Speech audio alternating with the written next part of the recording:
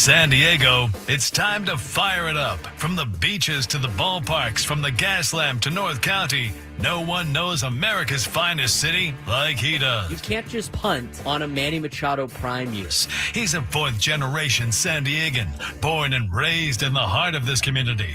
Passionate, opinionated, and always bringing you the real talk on your teams, your city, and everything in between. Braden totally knows his stuff. He's ready for the next step. That guy is good. Live and local, it's the Braden Surprenant Show. But I think Braden's one of the up-and-coming young stars in the media game in San Diego. Now, here's your host, Braden Surprenant.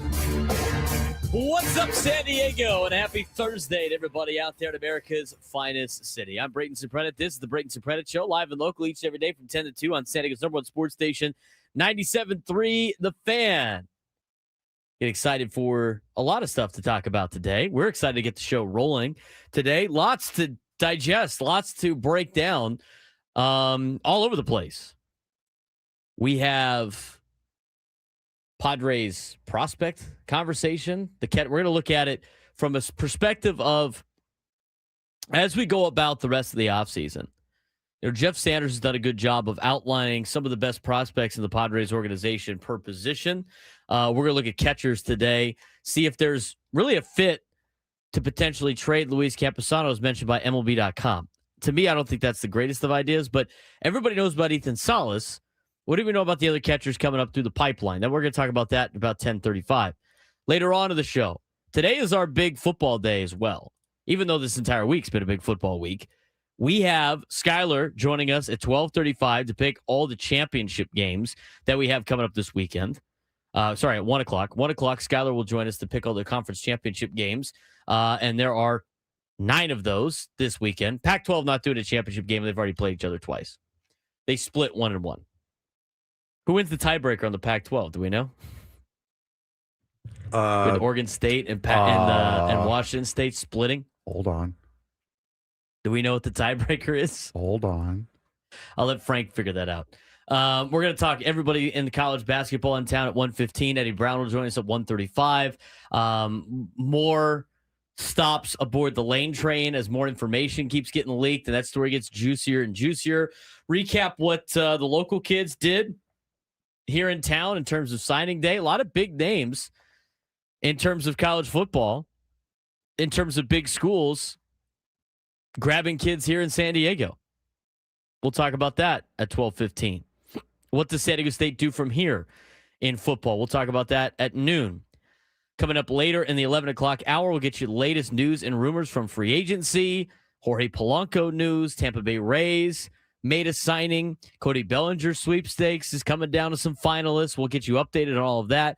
Plus, in the 11 o'clock hour, the top 10 Boras clients and who is available, and are they a fit for the Padres?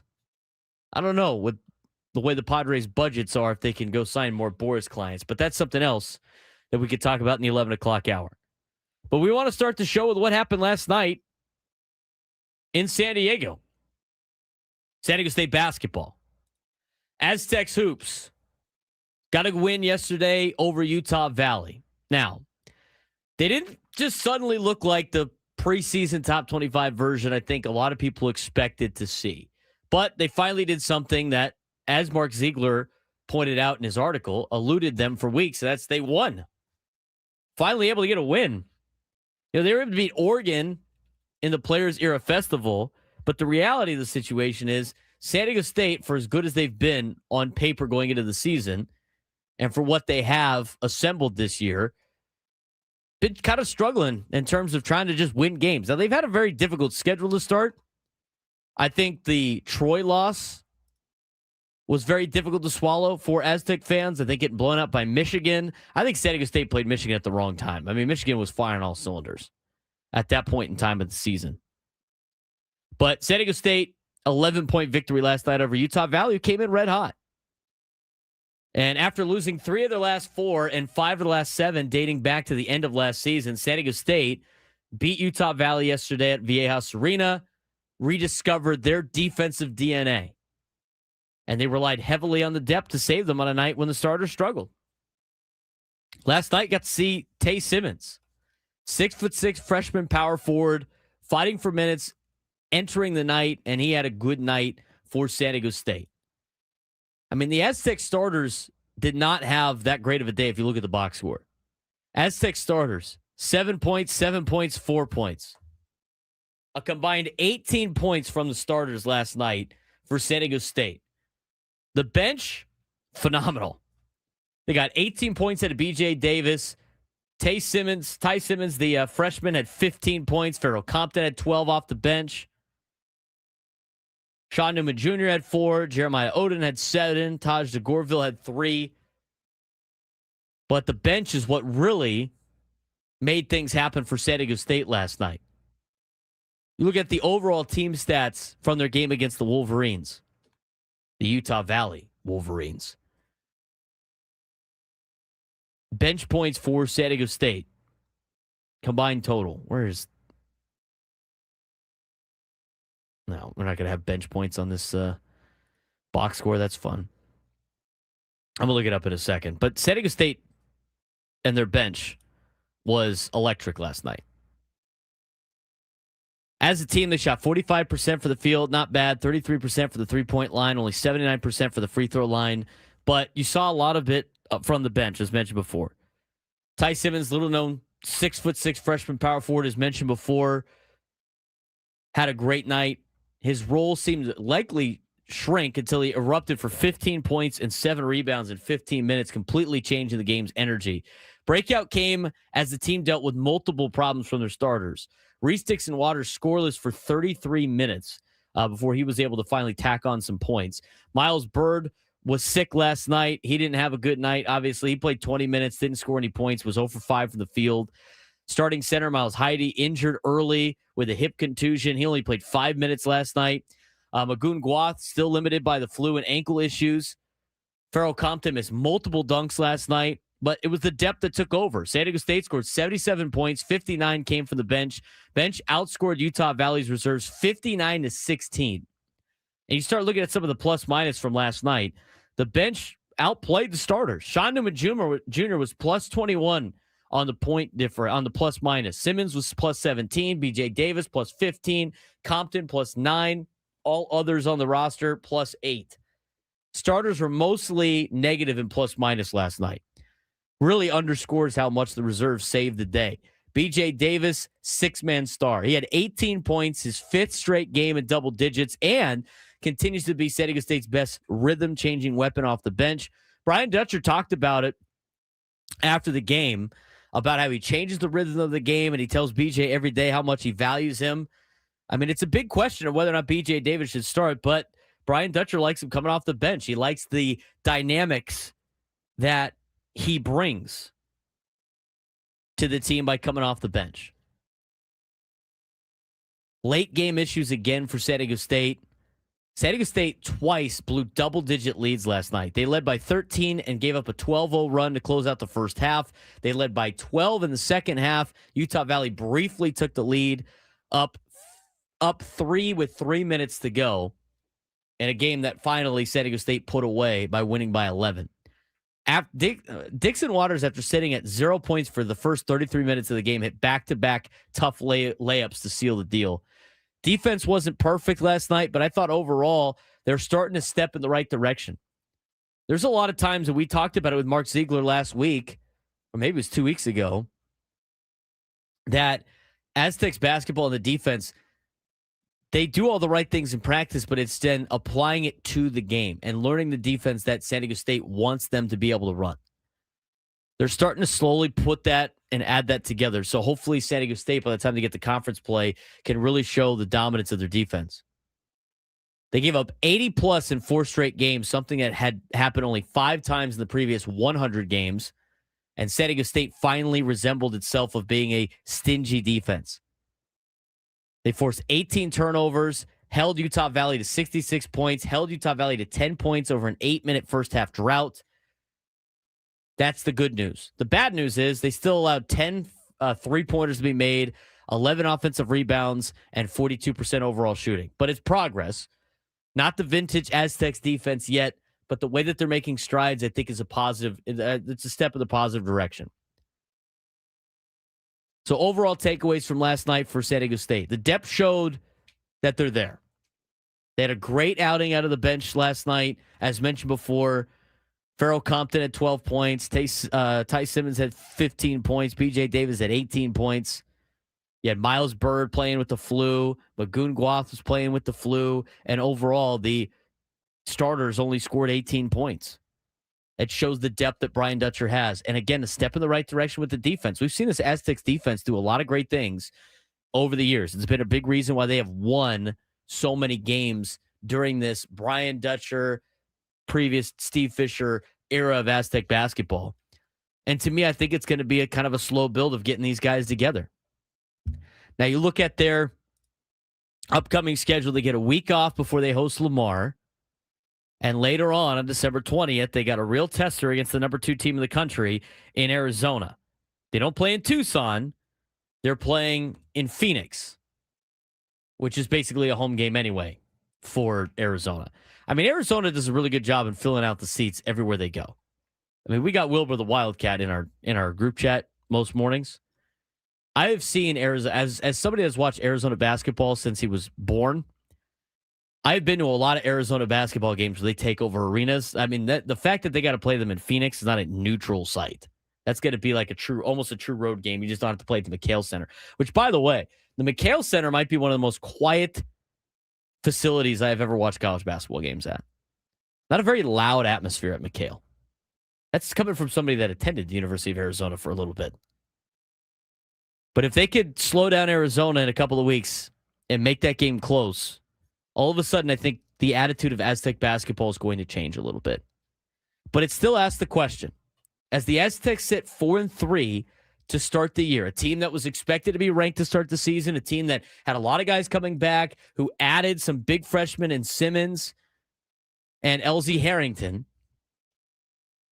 is this San Diego State team actually good, or are they currently just surviving? We're going to answer that question when we come back on the Braden Surprenant Show, San Diego's #1 sports station, 97.3 The Fan.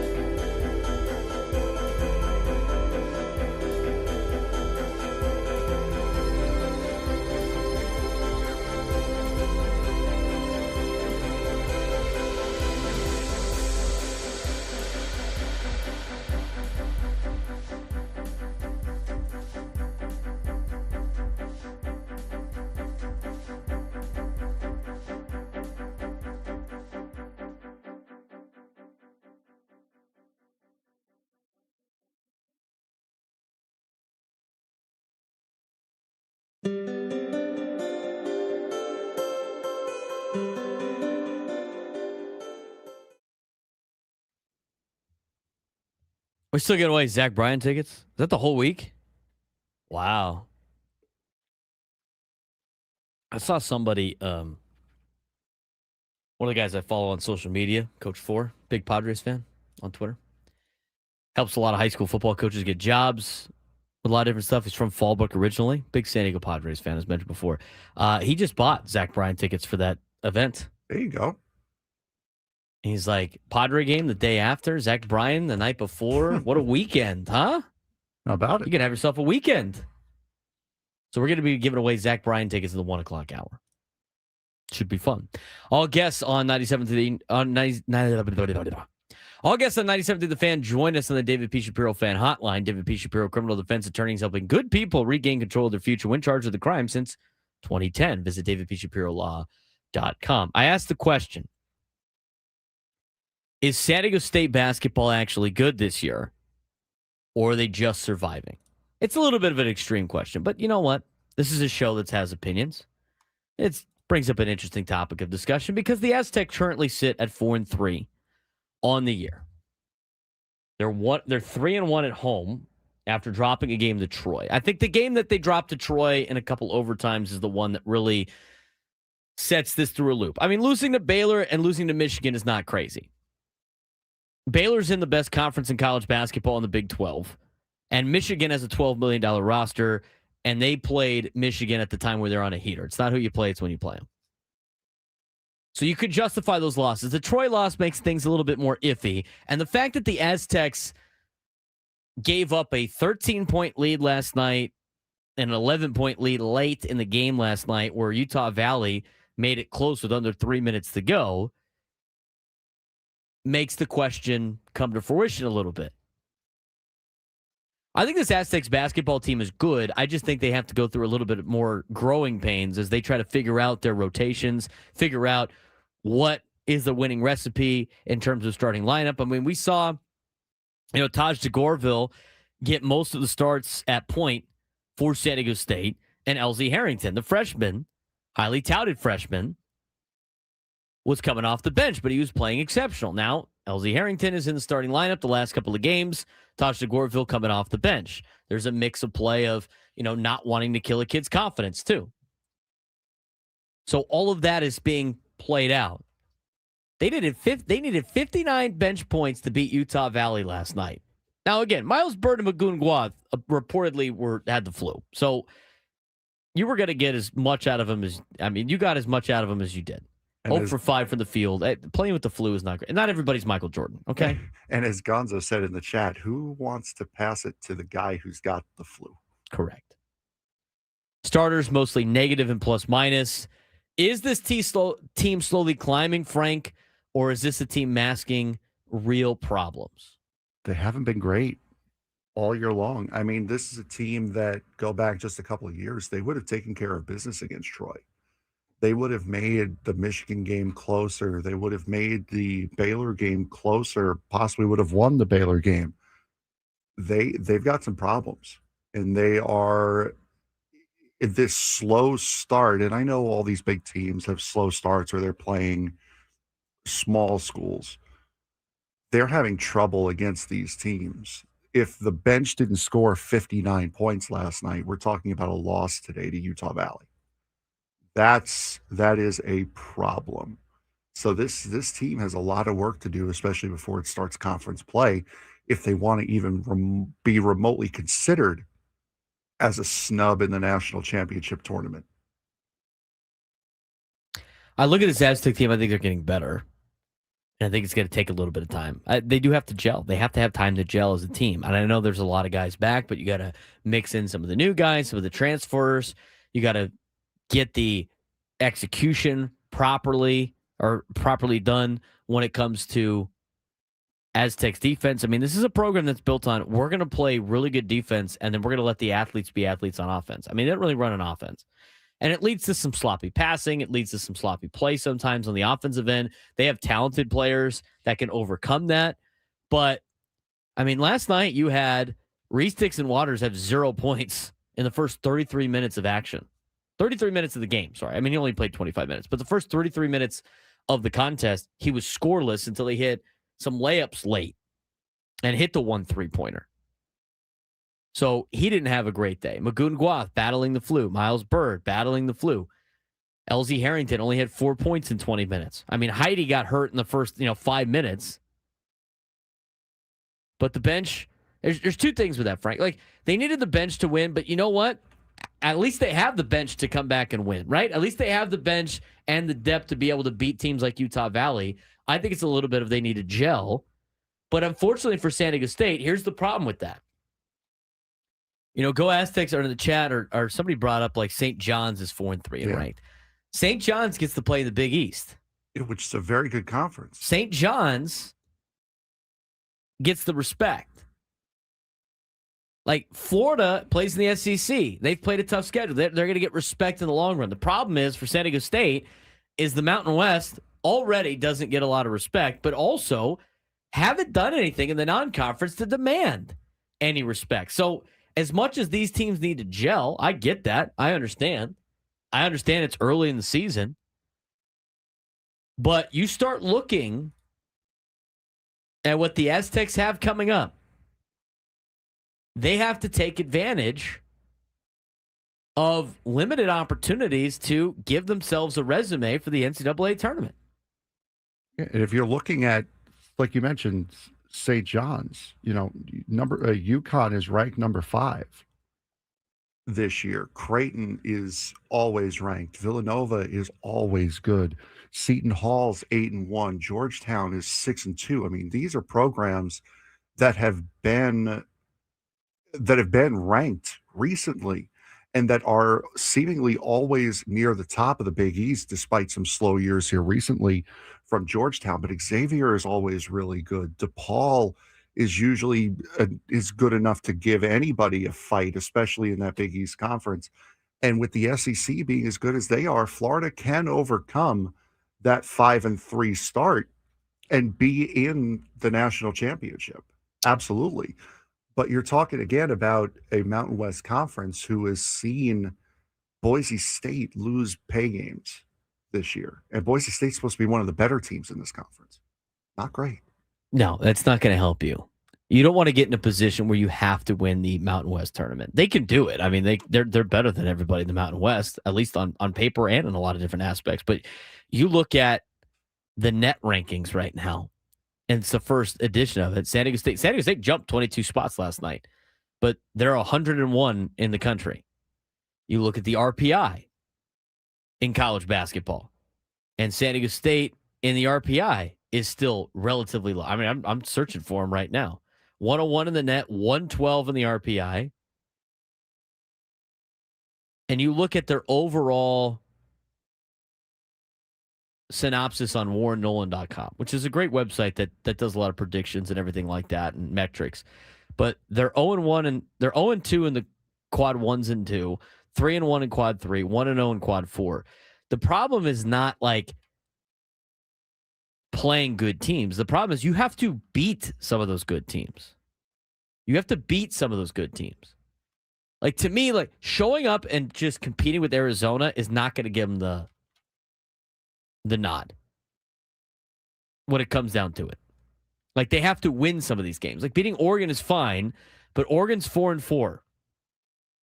And they're 176 in the net, 125 in the RPI. They needed to, try to beat some of these teams on their schedule. And the biggest one that's going to hurt them is Troy, who sits at 4-5, and you lost to them in double overtime. You start looking at the predicted RPI team sheet here for San Diego State. This is based on metrics on WarrenNolan.com, based on predictions. San Diego State is expected to be, at the end of the season, 19-10. And they're expected to be 4-6 on the road, a strength of schedule of 33, an RPI of 50, where they'd be 1-7 in quad 1, 4-3 in quad 2, 6-0 in quad 3, 8-0 in quad 4. To me, I think that's relatively in a good spot. They have San Diego State losing to Arizona by 10 on December 20th.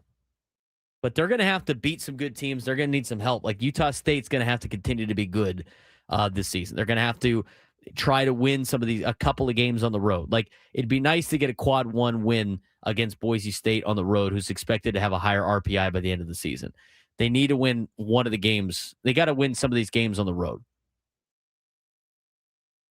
But they have, and you look at the projected team sheet, 19-10. They expect San Diego State to go 14-6 in Mountain West play. Here's the 6 losses that Warren Nolan has expected for San Diego State. A loss at Nevada, a loss at Grand Canyon, a loss at Utah State, a loss at Colorado State, a loss at New Mexico, and a loss at Boise. They're expecting them to go undefeated at home. And then they can play Whittier on December 22nd. I mean, that's not going to help them all. Those games don't even count towards the situation anyway. But they got to be able to hang tough with Arizona, I think, and they don't have a lot of time to be able to gel as much as they probably need to at the beginning of the season, Frank. No, I agree, and it is a rough start to this year. When we were sitting here on this show just saying, wow, they really got snubbed out of the preseason top 25, didn't they? Well, turns out it may not have been as much of a snub as we thought. Yeah, I mean, they got to be able to take it. The biggest loss to me is Troy. If they win the game against Troy, we're not having this conversation. I mean, losing to Baylor by 10 in a neutral site tournament's fine. I mean, Michigan's beating everybody by 40 or 50 points, so that's not that big of a deal. But you can't have the thing is, and this is where I'm hesitant on this, is, and Go Aztecs put in the chat, can't have bad conference losses like San Jose State. The problem is we've seen San Diego State do that too many times, and therefore you think it's a little built in coming up. I mean, you have to assume, you don't have to assume, but you can't guarantee wins on the road in conference play. They're going to drop a couple of games in conference on the road, and they're going to drop 1 or 2 against a bad team every once in a while. It's hard to win conference games on the road. And they got to start the conference play out properly with a win at San Jose State on December 30th. I mean, if that game's tight, it's going to be tough for San Diego State. And I'm just telling you from like the committee's eyes, who don't value the Mountain West and don't value teams like San Diego State on the West Coast, you don't want to put it in their hands like the football team did. And I know it's not a committee and that's a computer rankings, but they have to be able to take care of business. Yeah, and that is the biggest part. If you want to have the most success, especially in college athletics, you need to do it on your end. You can't leave it up to somebody else because, as we saw, it's not going to go your way. You're going to have a very rough time of it, and that's unfortunately what San Diego State has done so far this year with that loss to Troy, losing 2 out of 3 in the Players Era tournament. It's not a good start. They're going to really need to blow some people away at the end, coming through the end of this season and through the conference championship if they want to be seriously talked about as national championship tournament contenders. We all agree that they need to have time to gel, but the timeline is not. It's a little bit. They don't have as much time to mess around here moving forward. And so these next couple of games are very important for San Diego State. If they could hopefully they could give Arizona a run, but Arizona is legit, and they've looked really good. I mean, things flip. If San Diego State beats Arizona, they're going to be fine. But if they again, it's the sloppy play against Troy and just seeing them kind of play with their food too much, it's going to burn you. It burns teams. Eventually, it's eventually going to burn them. So, like the depth last night for San Diego State basketball, I think their defense is improving tremendously. I think they're moving in the right direction. I think you can, call it a one-off with Magoon Guath and with Miles Bird both having the flu. But they got to be able to turn it around, and they can't play with their food in Mountain West Conference. And here's the thing. Like, I look at San Diego State's schedule, right? And here's the Mountain West sucks in terms of like what they do. The fact that they had to play like 20-something games in conference play, which limits how much they can play in the non-conference, is a joke. They can't get out of this conference fast enough. But with these rules, they have to play everybody in the conference twice, basically, except for like 2 teams. I look at the game like January 21st at Grand Canyon.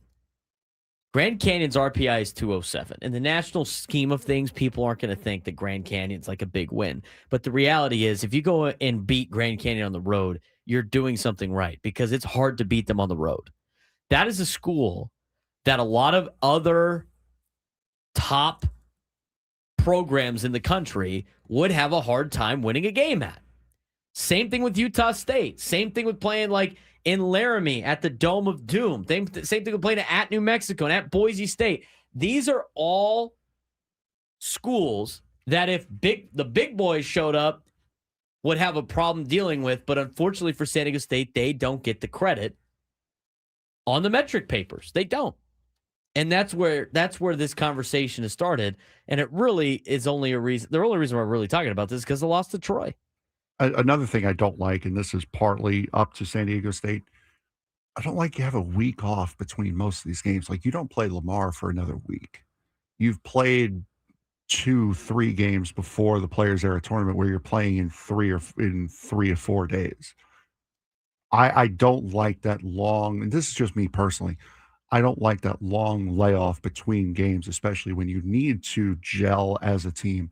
I want to try to get a lot of playing time in to maybe the odd week where there's 3 games in one single week, not a full week off. That to me, just you get no momentum build up that way. I don't think they really had a say in that. It's so hard for San Diego State to schedule games because they're another school that's a trap game. Big schools don't want to play San Diego State because it doesn't reward them if they win. No, I understand that, but there are but the teams that you're scheduling in here, you've also you have the ability to pick a day where that works for both. So there is a little bit of San Diego State involved. Well, Not a lot, but like they play Whittier 2 days after they play Arizona. It's hard to like line up schedules. And by the way, the Mountain West didn't do you any favors by making you play this gigantic conference schedule that nobody else has to play. I agree. So now you have limited spots that you could play in. You already know you're playing in a tournament. And, when you're trying to find spots to fill, you know what Lamar's schedule is, trying to get them out from Texas to come play you in Utah Valley. I don't care. I'm not saying that they shouldn't be playing teams like that. I'm saying that I just don't like the long layoff between those games. Yeah, but what I'm saying is I don't think San Diego State has a choice. You only have a certain amount of days that line up with other schools. And if you're not getting you're not getting the days from the other schools, there's nothing you could do about it. They have to do with what they got. And no big school wants to play San Diego State, not even at home. And San Diego State shouldn't have to play all their big opponents on the road. I mean, they got a game with Arizona, and guess what? They got to play it neutral, but it's in the state of Arizona. The only time you could probably line up games is with UCSD and USD, but that doesn't help San Diego State at all. And USD's admitted that. They're like, we got to get to a spot where we can actually make this a benefit for the Aztecs. Otherwise, it doesn't make any sense. It's just a waste of time. Yeah. But the problem is you got all these other teams playing in holiday tournaments and other things. And they're traveling. It's tough. Like it's hard to schedule. And I think San Diego State's done a good job with what they've been able to do in terms of scheduling, especially with, let's think about this for a second. They have the holiday tournament here, right? The Rady's Children's deal. Yes. Mm-hmm. And talking to people that have been part of those conversations, a lot of big schools say, we'll do it, but San Diego State can't be in it. And if we play at Viejas Arena, we can't play against San Diego State. And I'm talking about premier programs that make the NCAA tournament every year, that have more resources than God. And they refuse to play San Diego State on the road because it's scary. So if they can't get big schools to do it, they can't just schedule a bunch of games as schedule games. I mean, if they schedule a bunch of Lamars, it's not going to help them either because it's just going to kill their metrics. So it's a delicate act of trying to get schools that aren't going to destroy your RPI and getting enough games in between so you don't have all these weeks off. I can't say it's all on San Diego State, but I know what you're talking about. I understand where you're coming from. When we come back, can the Padres trade Luis Campusano? It was in some reports. Do they have the prospect capital to replace him? We'll talk about the catching situation when we come back on the Braden Surprenant Show. San Diego's #1 sports station, 97 through the Fan.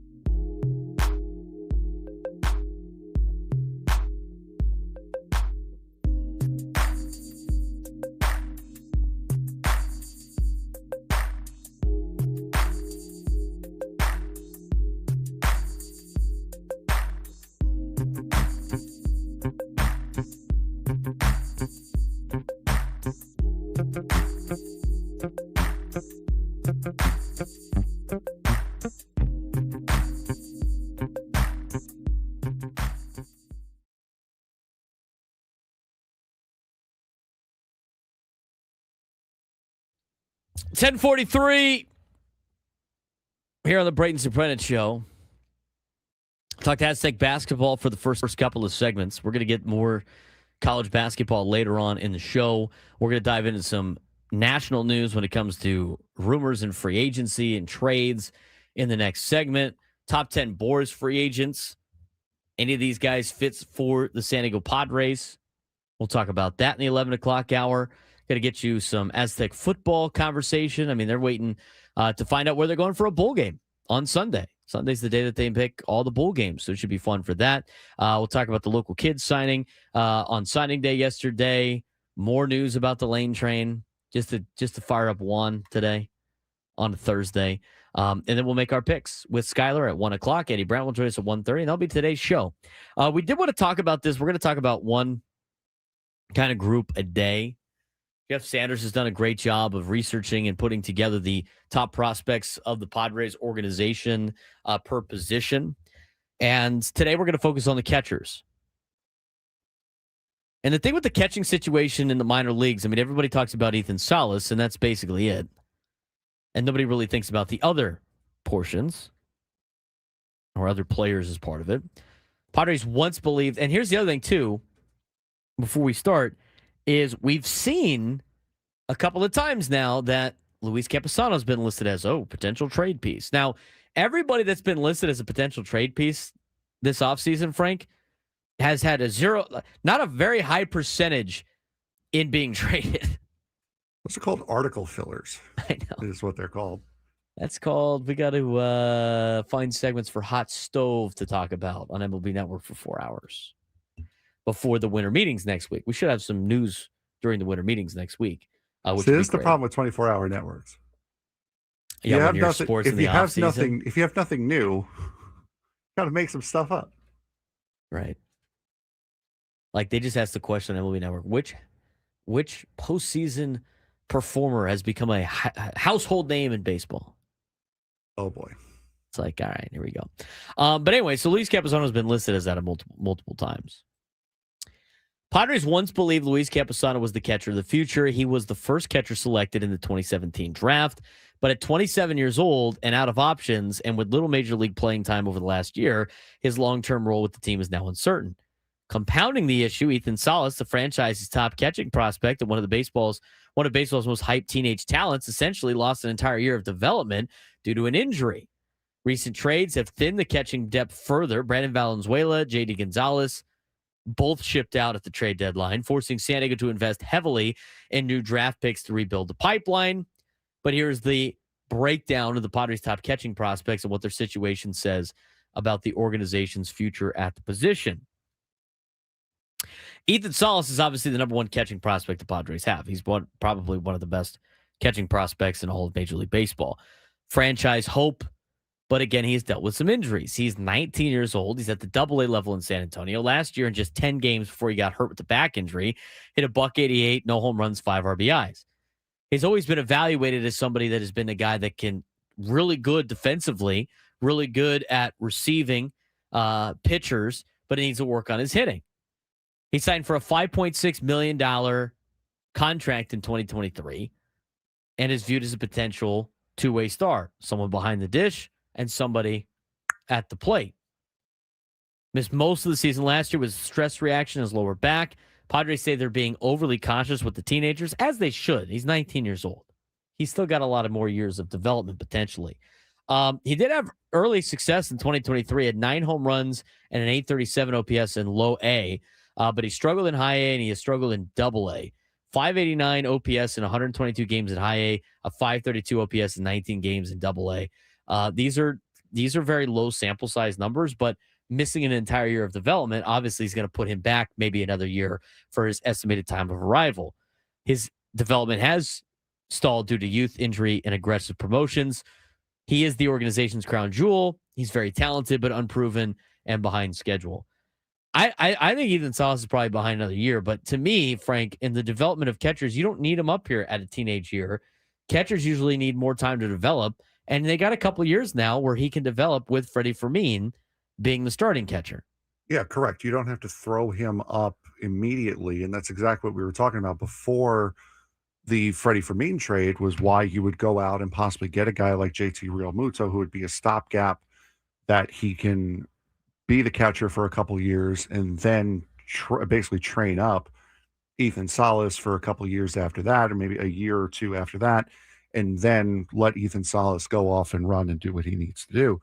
But his biggest thing right now is going to be, can he stay healthy? It's been there's been a couple of injuries that he has had as a 19-year-old, and I think a lot of him struggling in Fort Wayne and him getting off to a 188 average start in San Antonio is because he hasn't had that playing time to be able to get used to and see if he can hang with the at that level. So his biggest focus this year should be just stay healthy, play games. I wouldn't worry too much about results. He just needs reps. Yeah, game reps. Just get him in games and stay healthy. The number 2 best catching prospect, as pointed out by Jeff Sanders in this article, 22-year-old Lamar King Jr., who's trending up in a big way. High A Fort Wayne player, hit 274 last season with 4 home runs, 44 RBIs, and 21 stolen bases in 105 games played. He's a former 4th-round pick, son of ex-NFL defensive lineman Lamar King. He got a shoulder dislocation in 2023 that delayed development, but he's known for loud pull-side power and athleticism. He had a strong 2025 at Lake Elsinore, earned a late season promotion to High A Fort Wayne, solid showing in the Arizona Fall League, had a 691 OPS.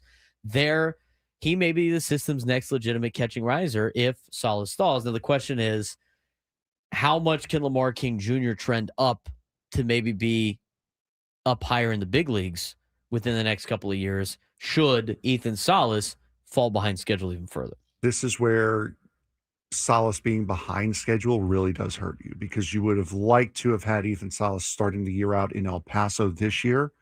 So this way, a kid like Lamar King has a chance to grow in San Antonio.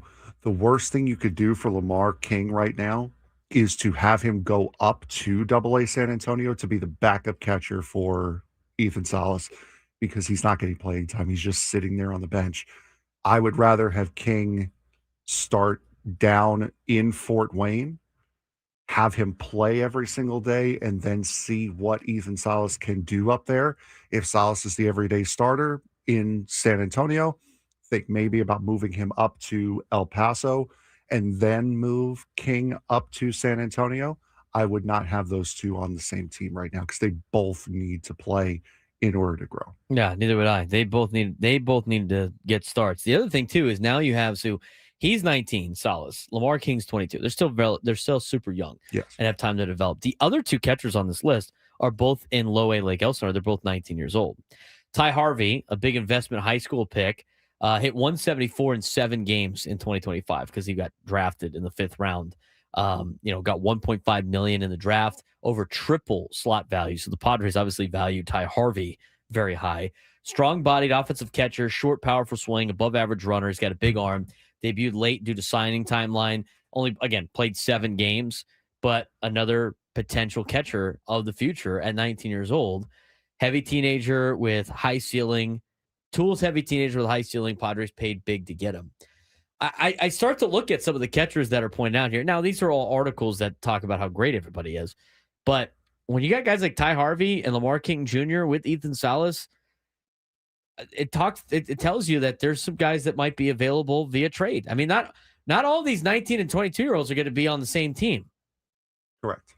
Because you only carry 2 catchers. And by the way, Freddie Fermin's under contract for like 4 or 5 years, 4 more years as an arbitration player. One of these guys could be a potential backup, but at the same time, you can't keep all of these guys. You know what else I'm seeing in this, as far as answering the question of, is Luis Camposano a legitimate trade piece for the Padres? Ethan Salas, AA, Lamar King, High A, Harvey, A ball, low A, Truitt, Madonna, A low ball, A, and then there's your veteran, and then there's Rodolfo 5. Duran, who is the El Paso. Even the other players to know: AA, High A, rookie, High A ball, rookie ball. He's not a legitimate trade piece. So the Padres are going to have to ride with Luis Camposano as the number 2 catcher, because not only are none of these guys ready to play in the majors, they're not close. Yeah, and you don't want to spend the money on Jonah Heim to be a backup. No. But like you look at like Camposano, he's slated to be the backup catcher. Now, whether or not he is will remain to be seen, but you're going to need somebody, and I don't think you can roll out there with Rodolfo Duran, who's 28 years old in AAA when, I mean, he had good numbers, but everybody's got good numbers in AAA. I mean, Luis Camposano had better numbers in AAA this past year than Rodolfo Duran. And Duran hit 288, 16 homers, 73 RBI. Yeah, in 86 games. Former Phillies, Yankees, Royals, farmhands, 847 OPS in AAA in 2025. And Camposano was better than that. Duran is hitting well in the Dominican Winter League right now, but he's never cracked Major League Baseball. He's a depth piece to me. Yeah. Emergency MLB option, maybe, at the most. Here's your Brett Sullivan, effectively. But there's some young catchers down there, not just named Ethan Salas, that Padres might have some value in, either being on the team one day or being traded elsewhere. Speaking of trades, free agent rumors, what's going on in the hot stove? We'll talk about it when we come back on the Braden Surprenant Show.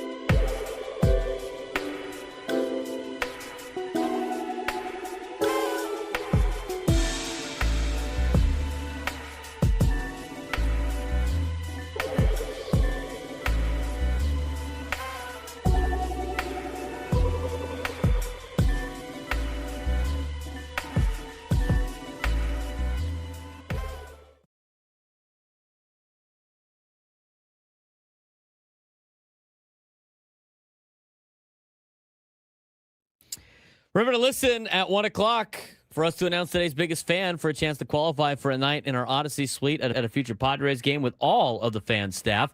Register your name at 97 through thefansd.com/biggest fan in order to potentially have your name called.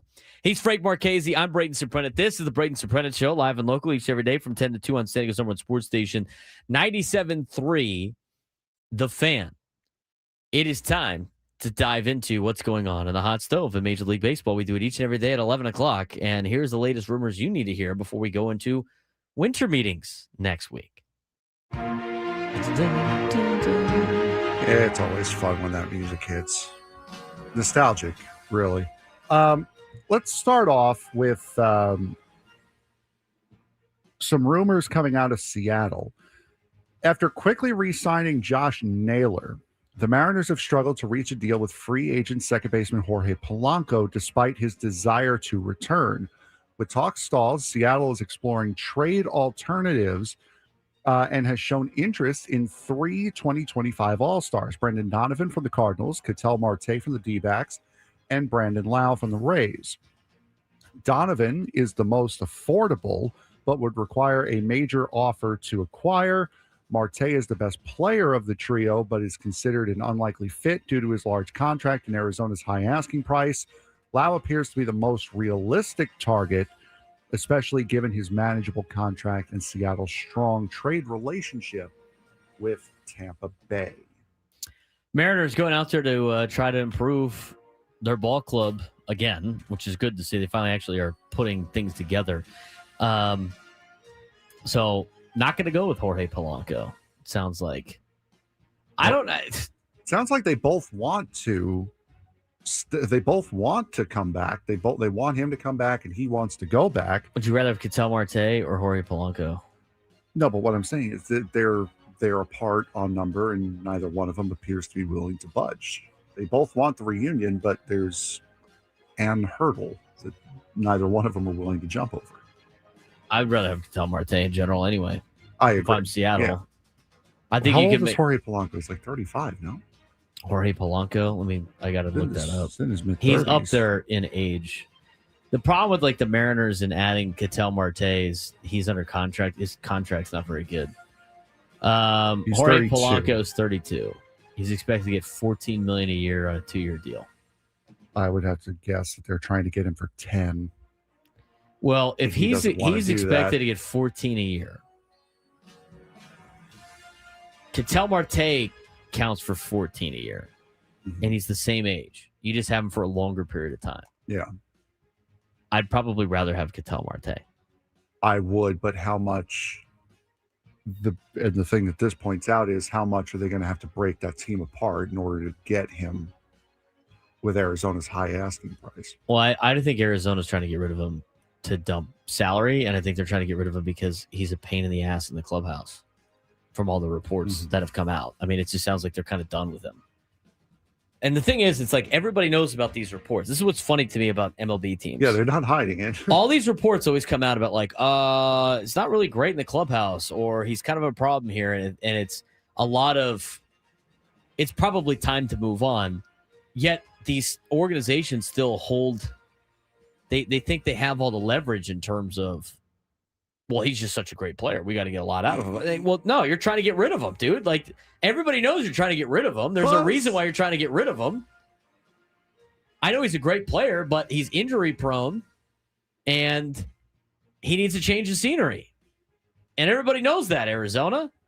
So you're not going to get like your full value of Ketel Marte. Nobody's going to ask for it. You're going to get stuck with the guy. I mean, you either really want to trade him or you don't. I think Seattle's got, like, Go Aztecs puts in the chat and smart. They got pitching prospect. They got pitching capital in Seattle. I really that they wish, can flip with Arizona, who was a disaster with their starting pitching because of all the injuries they had.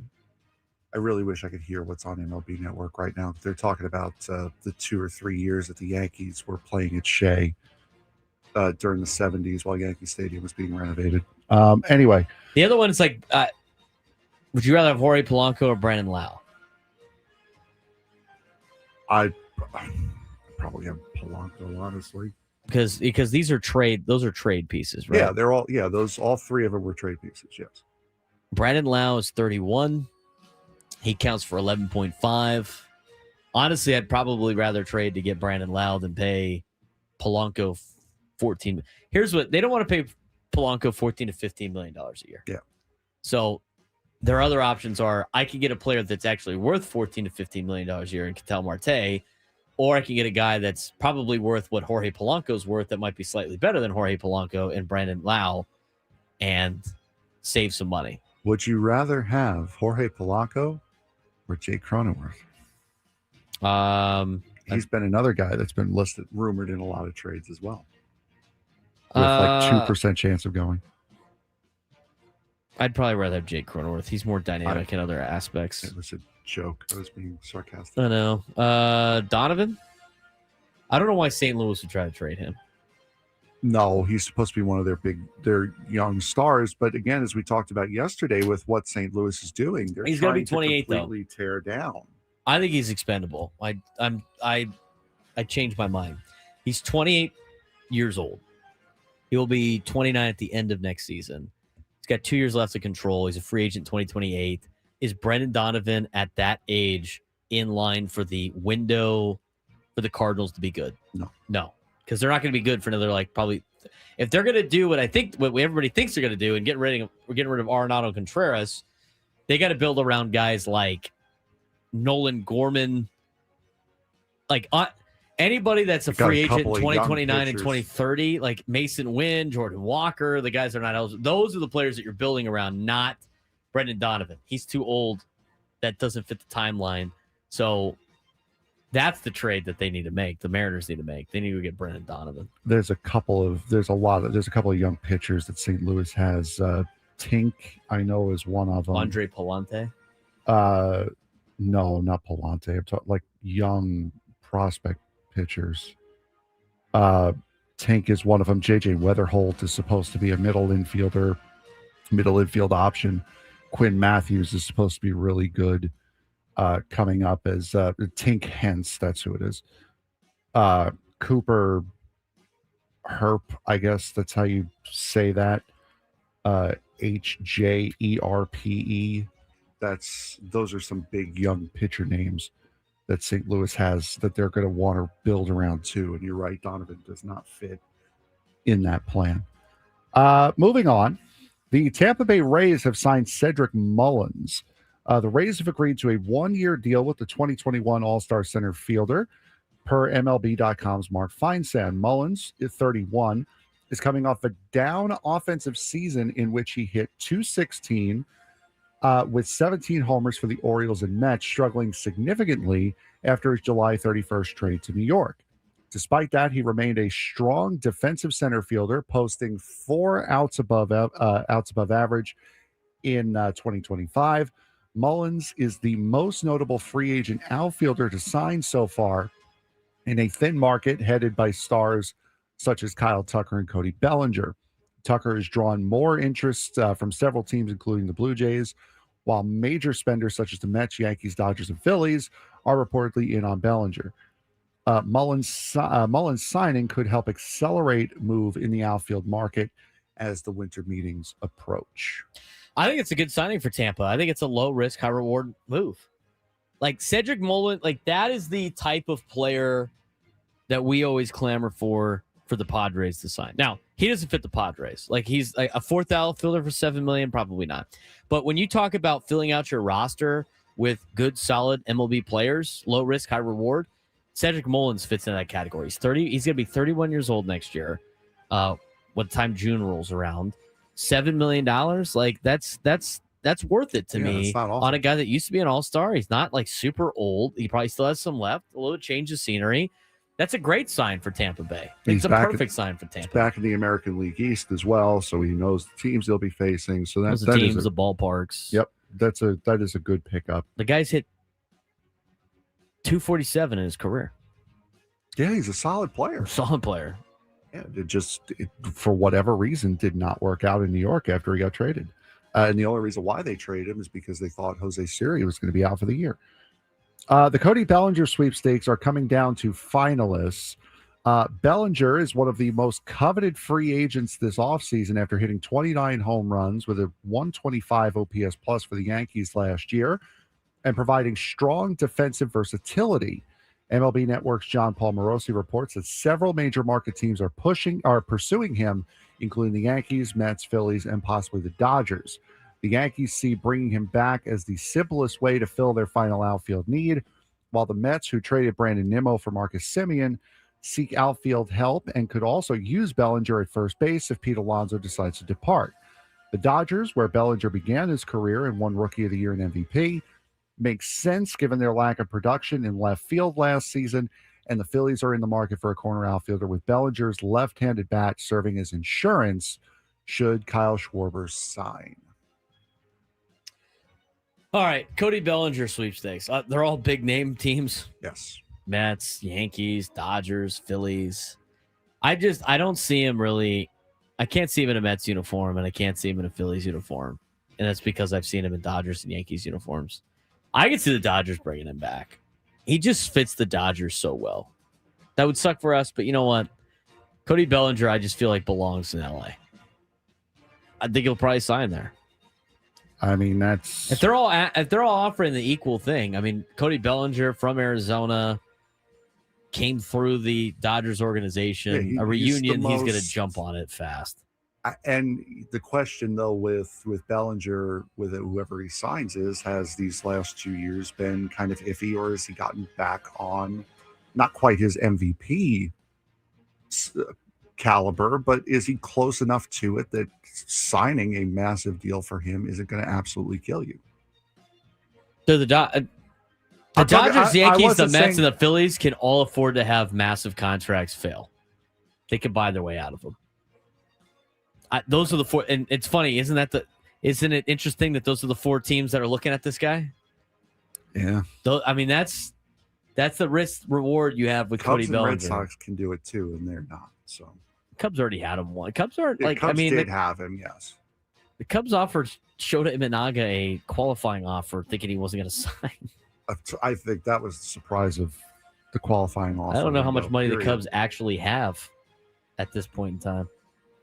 I think Cody Bellinger is going to be a Dodger. That'd be my guess. I would agree with you. I think the Phillies might push a little bit more for him because their outfield depth is so lacking. Plus, they're not bringing back Castellanos. Our resident Phillies friend, which I know is hard to say, Crum is hoping Bellinger's a Philly. So I have a feeling if he doesn't go, to the Dodgers, he'll go to Philadelphia, which is not going to make anyone else happy. That Phillies outfield, you get Castellanos out of there and you replace him with Cody Bellinger. That's a massive upgrade for Philadelphia. Yeah, it's a huge upgrade unless, somebody important passes away and then you're going to wish you had Castellanos. That's a terrible Castellanos tragic joke. Yes. Fly ball to the left. That's not just passing. It's everything. It's any sort of tragedy. It's so sad as a society that when something bad happens, everybody puts money on a Nick Castellanos home run. That just anytime homer. That goes to show where we are, boys. That's where we're at. People bet on a lot of weird things, Frank. Let me tell you. Well, no, that's not betting on something. That is betting in relation to an event. Well, it's still betting on something. Betting on You're betting on something that happened because of another event happening. Hilarious. We'll see what happens. Well, you know what? If something bad happens, are people going to put money on Nick Castellanos signing that day? That could be a day he signs. I don't think that's how it works. Any type of tragedy? I hope. Terrible tragedy. Just breaking news. Terrible tragedy. And Nick Castellanos just signed with the Dodgers. I'm assuming he has kids. He does. He has a son. Yeah, I want to see him. If something happens, I want to see him cranking a wiffle ball home run off his son. Like just keep the meme going. Just fully embrace the bit. just take your son yard with a wiffle ball. Like do something fun. You know what they should do? He should just do it. He just needs to do it one time. Oh yeah, take a video of it and just repost it every single time. Absolutely. The fly ball to the left. All right. Scott Boras is always popular at this time of the year. Next week we will get the. Oh, you're gonna be. Don't you love Scott Boras? Isn't he like your favorite? Yes. He does his usual like scripted scrums at the winter meetings when he uses all these puns and dad jokes when it comes to his clients and other teams. I can't wait for that. That's going to be so fun. But what's more important are the top 10 clients that he has that are still available. Who are these clients? Do any of them fit the San Diego Padres? We'll talk about these potential free agent pickups when we come back on the Braden Surprenant Show. San Diego Summer Sports Station 97 through the Fan.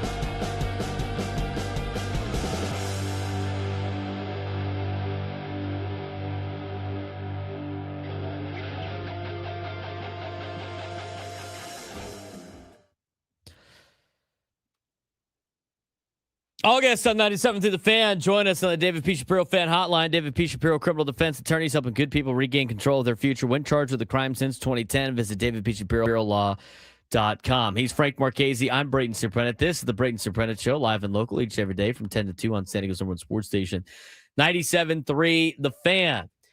Winter meetings begin in Orlando next week. All eyes once again turn to Scott Boras, who represents the deepest pool of elite free agents in the 2025-2026 class.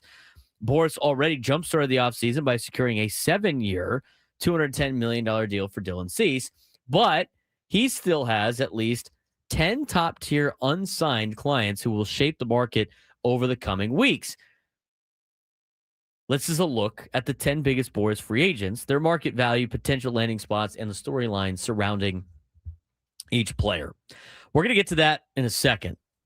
The big picture of this that we talk about is the fact that with more than 20 free agents still unsigned, Boras Corporation will dominate the headlines throughout December and likely into January. He controls the market. He has most of the Major League Baseball players. Multiple positions of need across Major League Baseball. Teams are desperate for first base and DH power, and we'll choose between guys like Alonso, Okamoto, Bellinger, Alex Bregman. Starting pitching market hinges heavily on Suarez, Amai, Gallen, Scherzer, and Martinez. The Braves and Brewers are bidding to reshape their infield via Hassan Kim, and you can expect a lot of major dominoes to drop at the winter meetings, at least laid out in the article by The Athletic. Now, before we dive into that, did you see the Eno Saris article about Dylan Cease? I did not, no. It's very interesting stuff. Now, I think a lot of people, and this is kind of a conversation of eye test versus metrics. A lot of people here in San Diego were like, why is Dylan Cease getting $210 million over a 7-year deal? We're some of those people. Dylan Cease posted a 4.55 ERA in 2024, below average season that placed him in the 27th percentile among starting pitchers with 100-plus innings. Yet he signed the 7-year, $210 million contract with Toronto. Eno Saris lays out why that doesn't matter.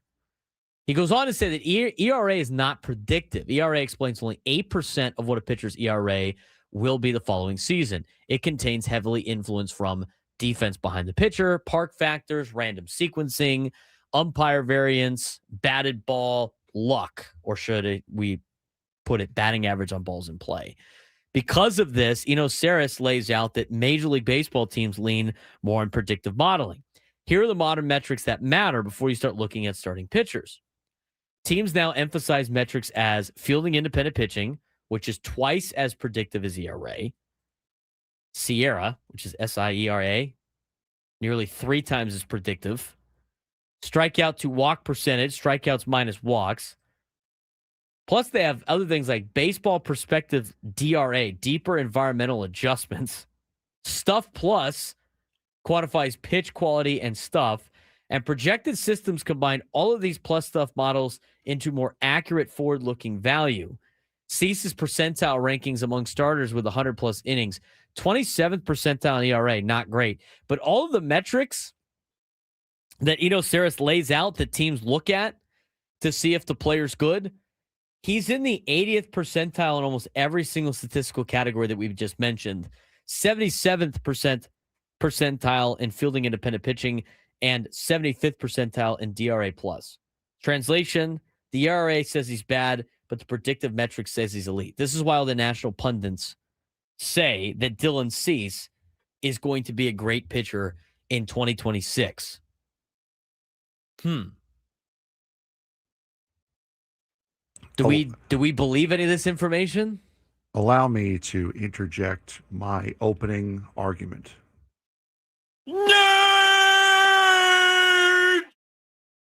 I yield back.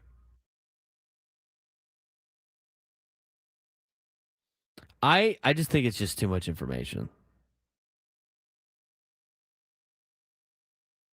Because I look at this and it's like, I feel like we are now in a situation with predictive statistics that we just create more and more new statistics that are now more valuable than others. It's always like, this is now more valuable than the other one. Like, it's almost like creating a metric to prove that you're right. That's what it feels like. It feels like, okay, well, we have this stat that proves I'm right, so this is the one that we're going to believe, and this is why he's worth this amount of money. Okay, well, I have this statistic called my eyes that have seen what he's done over the last 3 years, and it's proving that you're wrong. So what do you say now? This is what Sarah said about why Toronto paid $210 million. He said contract deferrals make the real value lower. Present day value, $182 million based on deferrals, which is comparable to Blake Snell's deal. Not a Garrett Cole Yamamoto tier contract, essentially market rate money for a number 1, number 2 arm with risk built in. Projected WAR justifies it. Streamer projected has a 3.8 WAR in 2025. Aging curve, 16 WAR over life of the contract. Cost per win, about $11.4 million per WAR, aligns with normal free agent pricing. I agree with that, Steve Mike. It sounds like a bunch of nonsense to me. It's a bunch of extra stuff. It's over explaining your decision. If you have to explain and justify your decision this much, you didn't make the right decision. I'm sorry. That's just, if you have to jam this much down our throats to justify why what you did was right, you don't even think what you did was right. This is what they also said. I mean, they also factored in the durability and everything like that. Saris goes into like what went wrong in 2024 for Dylan Cease. Bad luck. 320 batting average on balls in play. Second worst of his career. Low strand rate, defensive issues behind him. I mean, how bad defensively were the Padres? Were they bad defensively? Not that I remember. I don't remember them being that bad defensively. Maybe they were.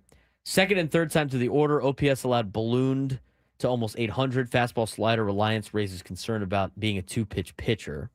We've seen that. Late season adjustments. In August and September, he increased usage of his sinker, his sweeper, and his knuckle curve. September became his best month of the season. Potential splitter addition. He has been trying to learn a splitter from Kevin Gossman. Blue Jays are one of MLB's most splitter-heavy organizations. Clear developmental plan. The Padres gave up the third least amount of earned runs last year. Third least.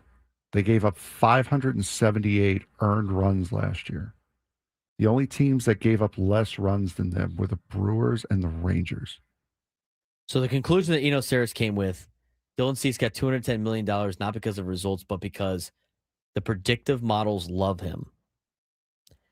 His stuff is top tier. He's durable. He's already adjusting his pitch mix, and Toronto believes they can unlock the next level. I mean, Ruben Niebla is a really good pitching coach, and Ruben Niebla couldn't unlock the next level, but Toronto is going to unlock the next level? I think they overpaid for this. I mean, these metrics are interesting, right? And this is the analytic department working. This is a good case to see if whether or not it's eyeball tests or analytics. The case study of Dylan Cease. I think it's both. A massive overpay for $30 million a year. It is unbelievably overpaid, but you have to have both. You can't just ignore one and expect to be right every single time. You have to be able to do both. You have to be able to look at what the guy is doing, and you also have to see, okay, well, he's having a down year, but as we were talking about with Xander Bogaerts over the course of the year, we were talking about how his bat speed is still there. It's not like he's getting old and slowing down. He's just having rotten luck. But the eye test is proving that he's not doing too great right now. So that's where reliance on the stats and the analytics prove to be right. But you also can't just ignore the fact that this guy has stunk all year long until now is finally starting to catch up and starting to swing back the other way. You have to be good at both. You can't just rely on one. I don't see this working out for him. But it's a good case study. As I mentioned before, it's a good case study on whether or not it is, predictive models are going to be able to work. And all these organizations use some type of predictive models. But to me, I've seen Dylan Cease pitch the last 2 years, and he's been solid sometimes, but he was a massive headache, I think, for a lot of Padres fans to watch last year throughout the majority of the season.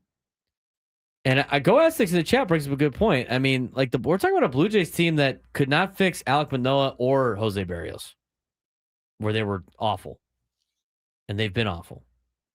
So we'll see. But the last quote that's in here is, if the splitter and expanded arsenal stick, the Blue Jays might even get a bargain on Dylan Cease. I don't care how good Dylan Cease pitches. $30 million a year at any point is not going to be a bargain. Speaking of the Blue Jays, did you see this from Sportsnet from just before our show started?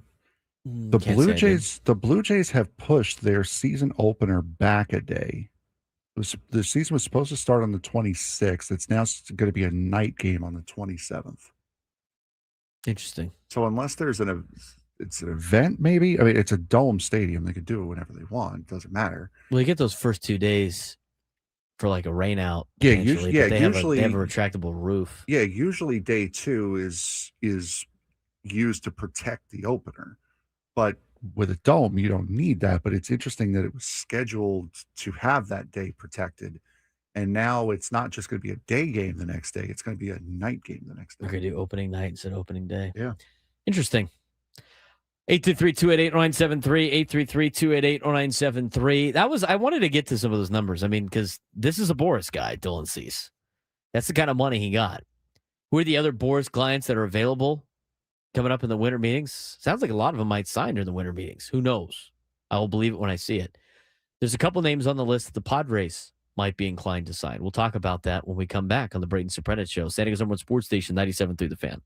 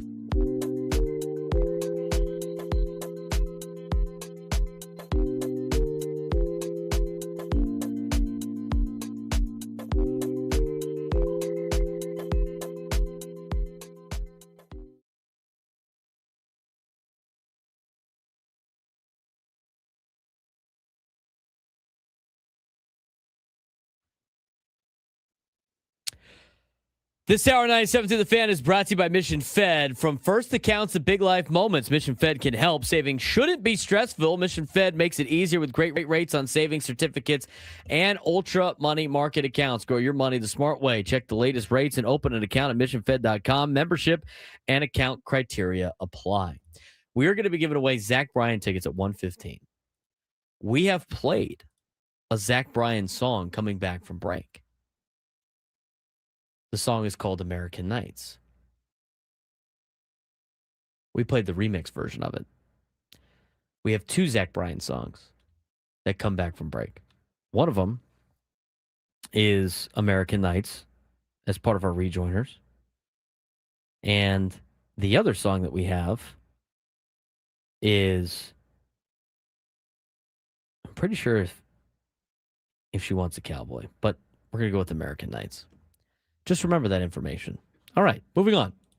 Frank. Winter meetings begin in Orlando next week. The 8th? Is that what it is? 4 days? Yep. 8 to the 10th, 8 to the 11th, something like that. Sam Levitt will be out there. Hopefully, when he joins our show, we're talking about some signs or some trades that the Padres have made. That's the hope. There are key Boras clients still available. There's 10 of them. We're going to try to get through them here in the next 5 minutes. And a lot of them are connected to potential fits for the Padres. I think there's 3 on there, if I'm not mistaken. 4, if I'm not mistaken. 4. Let's talk about these guys for a second. Number 1 on the list, most notable. I guess it could be 1 and 1A with Pete Alonso and Alex Bregman. These are going to be the big contract guys. Very important pieces, I think, that are going to set the market for free agency, Frank. I agree. So, starting off, as you mentioned, with Pete Alonso, you wanted to do, did you want to do all of them in a row, or did you want to do the Padre ones? Let's go through the top teams, or top ones, and then we'll get focused on the Padres. Okay, We already talked about Cody Bellinger, so we can we have Pete Alonso coming off a rebound 2025 season highlighted by leading the National League in doubles, which apparently are disappearing. Yeah, love that. Durable, he's played 152 games in every 152 at least games in every season. Seeking a long-term contract after a short-term deal last winter. His top fits are the Mets and the Red Sox. Possible other suitors: the Pirates, the Reds, the Angels, the Rays, the Nationals, the Diamondbacks, the Rockies, and the Twins. It's the Mets or the Red Sox, really. Here's the deal. See, who wrote this article? Is this a Rosenthal deal in The Athletic? Let me see here. This is maybe this is the situation that I'm like. This is a Jim Bowden. Getting conspiracy theory on you. Why did they list all these bad teams on there? I don't know. None of those teams are going to sign this guy. No. What they're going to do, though, is they're going to pretend to sign the guy, and then they're going to get outbid by the Mets and the Red Sox, and they're going to be like, we try to spend money, but this is unfair. It's setting up for that. Look at these fits. Alex Bregman opted out of his deal. Rebuild fits. Angels and Pirates. Why would Alex Bregman sign with either of those teams? Even if the Angels and the Pirates are the highest bidders, why would you sign with either of those teams? He would never. He would never.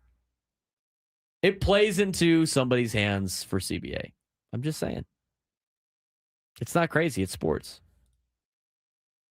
I think the Mets reclaim Pete Alonso. I think the Red Sox are going to get somebody else instead. I hope so. I don't think they're signing Alex Bregman, though. This one is Padre ties. Ranger Suarez. Phillies want him back, but they feel like they can survive without him. He's been a steady performer. He's had a 3.33 ERA across the last 53. Excellent pitchability. Limited mileage on his arm. Only has 762 dyslexia kicking in there. Yeah, but has not 762. Yeah, but has a history of back issues. Interested teams: the Astros, the Braves, the Padres, Mets, Angels, and Tigers. Padres are probably interested in every starting pitcher, but he's expected to get a 5-year, $25 million deal. He's 30 years old. I mean, paying him until he's 35 is fine. I'm a little bit weary about a potential injury problem, but I don't see him as a fit for the Padres because I think it depends on how much money they have to spend. Mm-hmm. They got to add starting pitching. They could add bullpen arms. They need the DH first baseman, which, by the way, it sounds like everybody needs a DH and a first baseman. And if they only have around $30 million to spend, unless they make some trades, I mean, spending 25 of it on one guy, I just find that hard to believe. I'm sure they're interested, but I just don't think the Padres are going to be able to do that. Be sweet if they did. I agree. He'd have to be a situation where like it goes down in price and you get a deal at spring training because nobody wanted him or they didn't want to pay the money. That, or maybe you try to find a way where you backload the contracts, opt-outs sprinkled in all over the place. I mean, that's could be a way you get him. We'll skip over Cody Bellinger, as we said. Tatsuya Imai, one of Japan's most electric arms, averaging a 99. We've talked about him We've talked about him a lot. He's listed as a Giants expected as link. Giants expect as the early favors, but the strongest links: Padres, Rangers, Yankees, Mets, Red Sox, and Cubs. He's more worth a bigger contract to me. I agree. Than Suarez. He's younger. You know, you could have him for longer years. He's projected to be a number 2 starter. He might have to go through some growing pains early, but to me, he's the guy that you would want for the San Diego Padres. Zach Gallen, interesting potential fits: the Astros, Tigers, Orioles, Braves, Mets, and Cubs. We will focus on some of these guys a little bit more later on because there is one on the list that I do like later in the conversation. I just don't know how much it would cost to bring him back, but I think he's a great fit for the Padres and what they need. We'll talk about that later on in the next hour, but we need to get to today's sports thread. You know that group chat? The one that's always blowing up with the biggest sports takes, debates, and breaking news? You got barbecue back there, and you didn't invite me? Yeah, we've got that too. Welcome to the Sports Thread, where we break down the top 5 stories in sports, just like you would with your crew. Oh, no! Disaster! What a bad idea! No filters, no silence, just real talk. Brought to you by QC Kinetics. Stop sitting on the sidelines. QC Kinetics gets you back in the game without surgery. To learn how, visit QCkinetics.com. Sorry, I'm over here trying to do 7 different things at once here. First of all, we'll start off in the NBA. Number 1. In the National Basketball Association. Chris Paul and the LA Clippers have been at odds for weeks before his sudden removal from the team. According to ESPN reporting, Paul's outspoken leadership style clashed with coach Tyronn Lue and the organization, which felt his approach had become disruptive. Clippers executive Lawrence Frank said the decision was not based on one incident, but ongoing conversations showing that the fit wasn't working. Paul was informed in a long emotional meeting after travel delays, and he later posted on social media that he was being sent home. Despite the team's poor 5-16 start, the Clippers emphasized that Paul was not a scapegoat and that Lue's job is secure. Do you think veteran players' strong leadership style should be valued even if it conflicts with coaching or management? Or is team harmony more important than the influence of an accomplished veteran like Chris Paul? You need team harmony. You can't have everybody's got to be pulling the rope in the right direction. You can't have dysfunction even though there's like strong leadership. Did you see the meme going around by that fake account NBA Central? Central, yes. It's so funny. NBA Central, right? They had the press release from the Clippers. Mm-hmm. I got to go find it and read it because it's so funny with the whole Chris Paul saga. Statement from the LA Clippers front office. This is all fake, by the way. I just want to mention this is fake. Quote, Chris Paul is trying to win, and that did not align with our organizational expectations, Los Angeles Clippers front office. It's fake. It's all fake, but it's funny. It's funny. That was hilarious. No, you need good, strong central leadership in the clubhouse, in the locker room. You need strong central leadership from players. But the problem is it has to coincide with what the coaching staff and the front office are doing. Otherwise, you have a massive problem. Clippers had a massive problem. Chris Paul's expendable. See ya.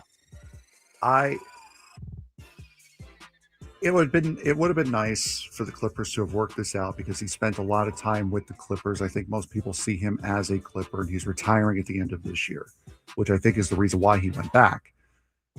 But you can't have your star a star player, a veteran player like Chris Paul, and the coach not on speaking terms for the last several weeks, which is also what that article reported.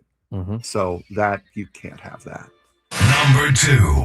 Two Pittsburgh Steelers legends, Ben Roethlisberger and James Harrison, publicly suggested that it may be time for the franchise to part ways with longtime head coach Mike Tomlin. Roethlisberger said on his podcast that a, quote, fresh start could benefit both Tomlin and the Steelers, even proposing that Tomlin would be a strong candidate for the open Penn State head coaching position. Harrison echoed similar sentiments, saying that Tomlin is, quote, a good, not great coach, and that the current Steelers are not playing to their potential. The criticism comes as the Steelers, now 6-6, have stumbled after a strong start to the season, prompting fans to boo and chant for Tomlin's firing during Sunday's loss to the Bills. Penn State, meanwhile, continues its coaching search after BYU's declined interest due to public criticisms from former star players like Roethlisberger and Harrison, do public criticisms from former stars like Roethlisberger and Harrison meaningfully influence a franchise's decision on a head coach? It shouldn't. I think you could take some input, but not too much. I don't think it should make that big. I mean, you got to evaluate everything from everybody, but like everybody's got their own opinions on things, and you're not going to be able to please everybody. It's so interesting how Roethlisberger threw out the Penn State job too.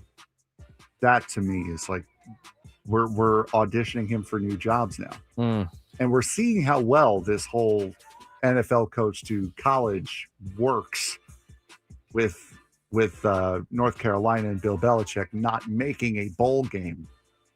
Not every former head coach has the problem that Bill Belichick has as he is living a end of life crisis with his 20-something-year-old girlfriend. Have you seen that skit that came out? No, I don't need to see it. Oh, it's so good. It's fun. Anyone who has Tomlin's never had a losing season, so like. I think Tomlin would be a great potential coach at Penn State. I just, are the Steelers ever going to make a change? They would have to at this point. That's the one thing about it's the Aaron Rodgers effect. That's the one thing I'm noticing about Pennsylvania football teams is they ride or die with these coaches. They do not change unless they physically cannot coach anymore or die. One of the two. And there's a need for change in Pittsburgh. Number 3. Texas Tech has announced a 7-year contract extension for head coach Joey McGuire, averaging nearly $7 million per year and including incentives for future Big 12 and postseason success. McGuire has guided the Red Raiders to an 11-1 regular season in 2025, with every victory coming of at least 20 points, earning a number 5 ranking in the college football playoff. Over his 4-year tenure, he has amassed a 34-17 record, tying the program record for most wins in that span since Jim Carlin back in 1970-73. Athletic Director Kirby Hocutt emphasized that the extension reflects Texas Tech's commitment to sustained success and establishing the Red Raiders as consistent Big 12 contenders with regular playoff appearances. McGuire expressed gratitude for the university's support and reaffirmed his dedication to continuing the program's upward trajectory. How much of this extension is a reward for good work, and how much of it is in this current landscape? Is it the current landscape of college football coaching? It's probably a little bit of both. I mean, Texas Tech's had a phenomenal year this year. They've also spent $12 million in the transfer portal. Kind of equals to winning. There is a topic of conversation I want to do tomorrow about college football like this, but good for McGuire. Texas Tech's having a great year. I mean, when coaches have a great year in this day and age of college football, they get extensions. Sonny Dykes in his first year went to the national championship, and guess what? He got an extension before his original contract was going on. But also, how much of this extension is okay? We don't want to That's lose probably you some to of another it. team. I just don't know who's going to hire McGuire somewhere else. The thing with Texas Tech is they got so much oil money that they could have anybody be their head coach. It really doesn't matter. Did you see this? Since we're about to get the top of the hour. Yeah, we're going to break. This just came out. It's going to excite Frank. Mark your calendar, buddy. Oh, boy. We will be live. Oh, wait. Oh, we're doing something? Hold on. No. We're not doing anything. We're going to be in Baltimore for this. Yes. The 2026 SEC football schedule will be announced on Thursday, December 11th, live on the SEC Network at 8 o'clock Eastern, 7 o'clock Central. This is great. I really hope they stack LSU at Ole Miss and at Tennessee in back-to-back weeks. Oh, that's right. That is the thing. Never mind. That's why you need to be excited, I'm Frank. all in now. Never mind. Come on. You got me back. Why else would I be bringing it up? Lead with that next time. It's called the tease, Frank. We'll talk about Aztec football. Where do you might be going for a bowl game when we come back?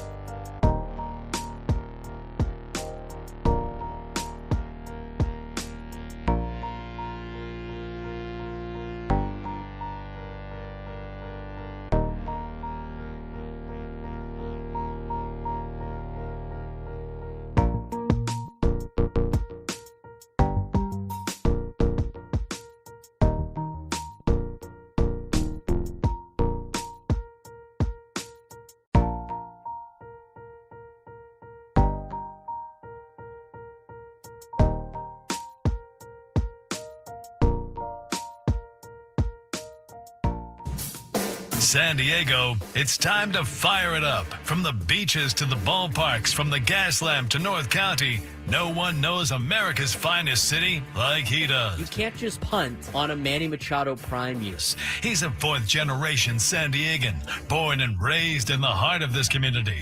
Passionate, opinionated, and always bringing you the real talk on your teams, your city, and everything in between. Braden totally knows his stuff. He's ready for the next step. That guy is good. Live and local, it's the Braden Surprenant Show. But I think Braden's one of the up-and-coming young stars in the media game in San Diego. Now, here's your host, Braden Surprenant. Noon lunchtime hour on 97.3 The Fan. Hour away before we announce today's biggest fan. And in the 1 o'clock hour, about 1:15, we're going to give away tickets to Zach Bryan. We'll be playing at Snapdragon Stadium on July 31st. Tickets at Ticketmaster.com. Giving away a pair of those at about 1:15. All guests on 97.3 The Fan. Join us on the David P. Shapiro Fan Hotline. David P. Shapiro, criminal defense attorneys, helping good people regain control of their future when charged with the crime since 2010. Visit davidpshapirolaw.com.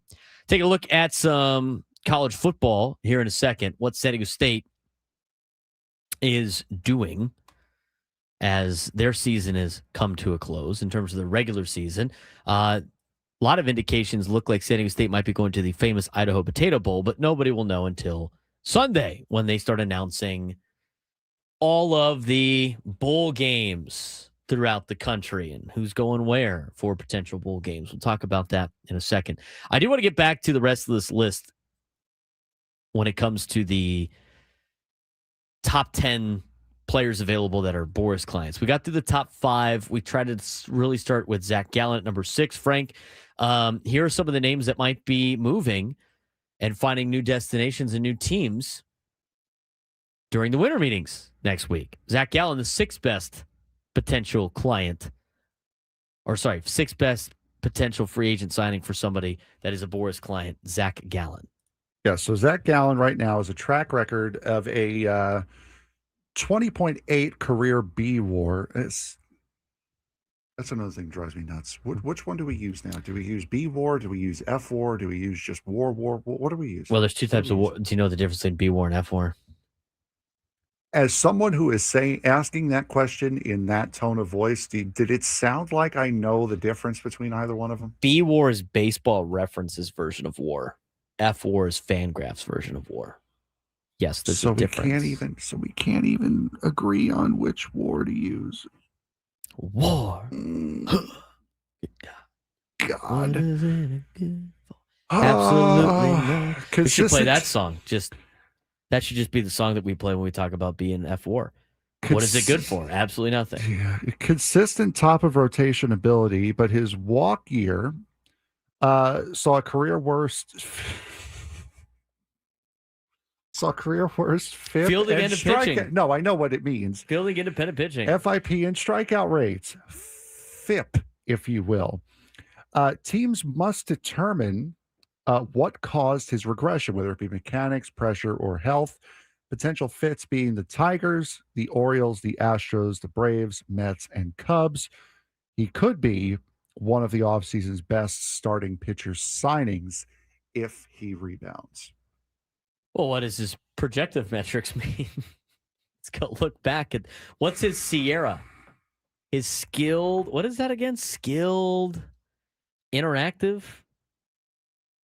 What is it? Let me see. I got to go look it up again. I said skilled interactive. What is his skill interactive earn run average? Skilled interactive earn run average. It is a number that should not exist. How about that one? How about that one? Well, remember, skilled interactive earn run average factors out ballpark factors and other moments of who cares? Independence. I don't know. Who cares? Skilled interactive earned run average. Skilled interactive earned run average. It quantifies a pitcher's performance by trying to eliminate factors the pitcher can't control by himself. That's cool. So what you do is, oh my God, the formula. Oh my God. No, I want to hear it now. I want to hear it. I can't say it. Go ahead. It's a bunch of numbers. Just and stuff do in it. there, Just too. do the thing. So here's this is on MLB.com. Sierra, I don't even know if they call it Sierra or if they go SIERA. Which one is better? Sierra quantifies a pitcher's performance by trying to eliminate factors the pitcher can't control by himself. But unlike a stat such as expected fielding independent pitching, Sierra considers balls in play and adjusts for the type of ball in play. For example, if a pitcher has a high expected fielding independent pitching, but has also induced a high proportion of grounders and pop-ups instead of line drives, his Sierra will be lower than his expected fielding independent pitching. Do you want to see the formula? So we make numbers. Here. I'm going to, in the YouTube chat, I just posted the formula. I'm serious. That's just, hold on, let me make it better. There you go. Oh, it goes again. That is the formula on the YouTube chat. Punch that in your calculator. Here, I'll do all too, so you guys can see it on all the platforms. Well, no, I just put it up on the stream so everyone could see it. There you go. Well, like the Facebook people are going to be like, "What is this?" I just. Hey, my friend actually just sent me the form at the same time too. I don't understand. So in order to calculate somebody's Sierra, 6.145 minus 16.986 times strikeout per plate appearance plus 11.434 times walk per plate appearance minus 1.858 San Diego area code multiplied by ground ball minus fly ball minus put out divided by plate appearance plus I can't even go through all of that. You know what it sounds like we're doing here? We are math. We are creating, maths obviously. We're creating formulas to create statistics to make it to where the other formulas and other statistics that we created don't matter. So my buddy Ron, he sends the formula because I was texted about skill interactive earned run average. He sends the formula like we just sent. And he goes, "Yeah, I'm good. Just give me Yamamoto. He'll throw every day until his arm falls off. I don't have time to do the calculation on that." I mean, fair play. He's a Dodgers fan. He's like, you know what? I don't need to be doing this. Yamamoto, good. All right. So if you want, take a Sierra. I'm not. Plug that into your calculator. Let's see if his metrics are good. To. And then, the thing is, you got to do it for everybody in Major League Baseball and then compare them. See what percentile they're in. We'll leave that job for Saris. Stop being nerds. What's Zach Gallen's Sierra? It's probably his dog. I don't know. You know what? You can probably plug that into ChatGPT. Have fun. I'm going to move on. Kazuma Okamoto.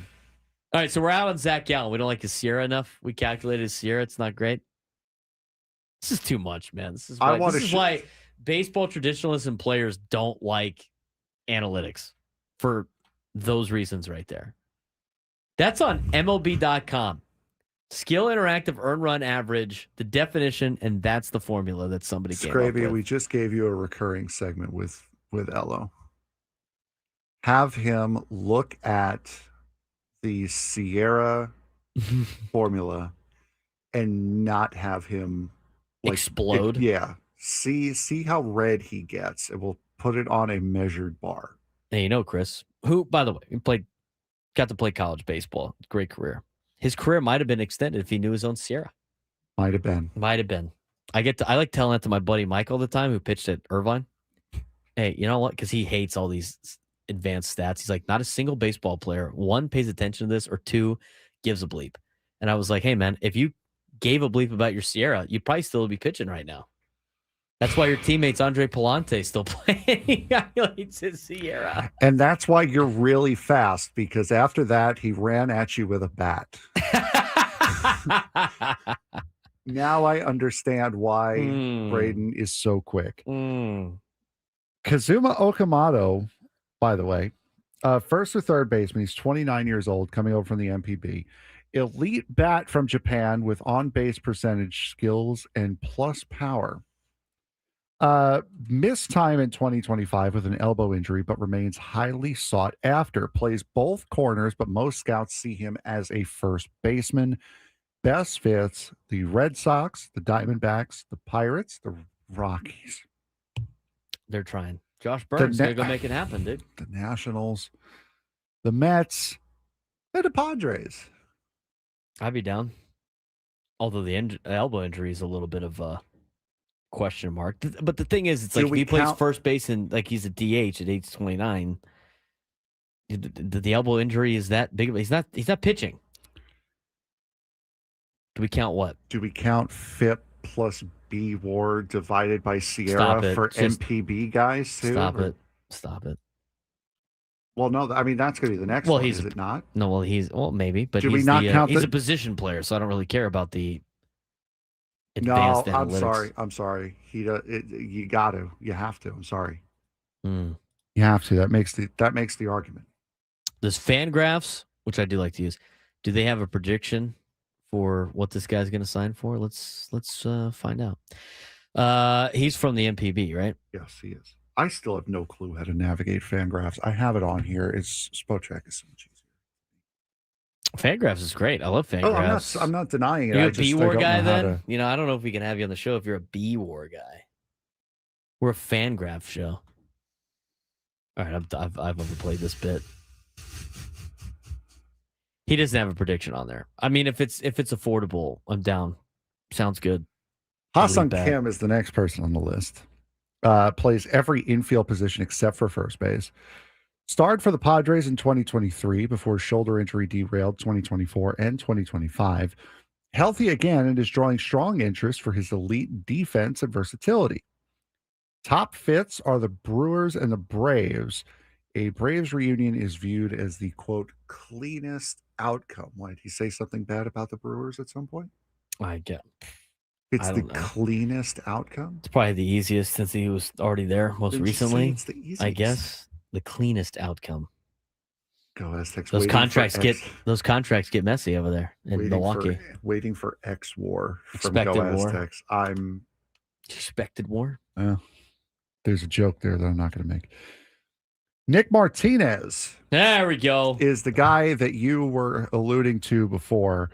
35 years old, benefited from Cincinnati's qualifying offer last year, now seeking a multi-year deal despite likely dropping in AAV. Valuable as a swingman, innings eater, and a clubhouse presence. Potential fits the Giants, Mets, Bravos, and the Padres. I'd love to have Nick Martinez back. I know he's 35 years old, but he's that swing guy that could do a couple of things, and the Padres could really use some swing guys. Mm-hmm. I wouldn't give him $20 million a year. Preferably a power swing guy. He's seeking a multi-year deal despite likely drop in AAV. I mean, if the drop is there, then I think it'd be a great reunion. Plus, he did well when he was a San Diego Padre.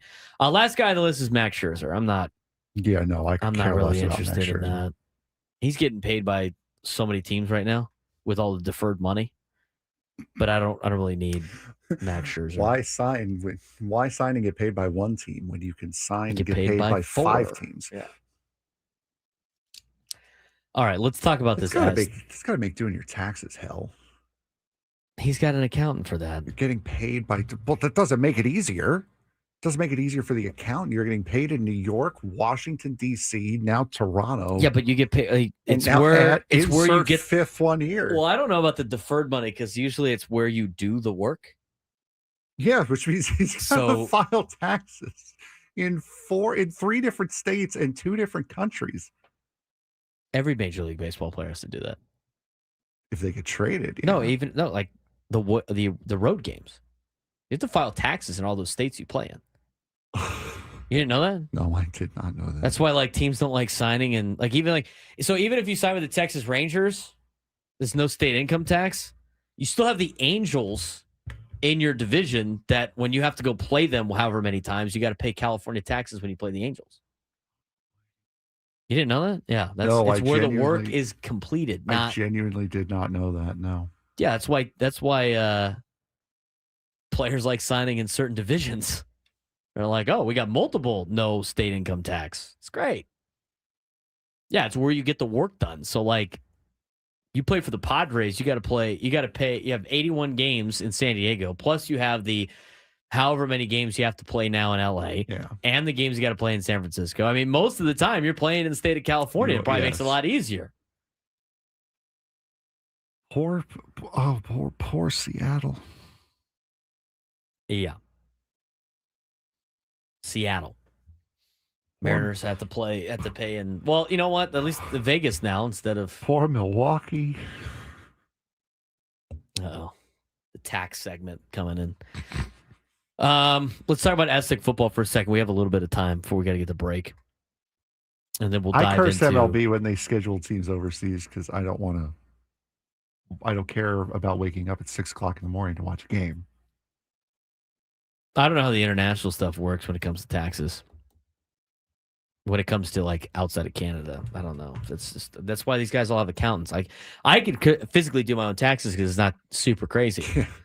Their taxes are very complex. Plus, they're making tons of money. So, anyway, I digress. All right, Aztec football. Where do they go from here? Sounds like they might be going to the Idaho Potato Bowl.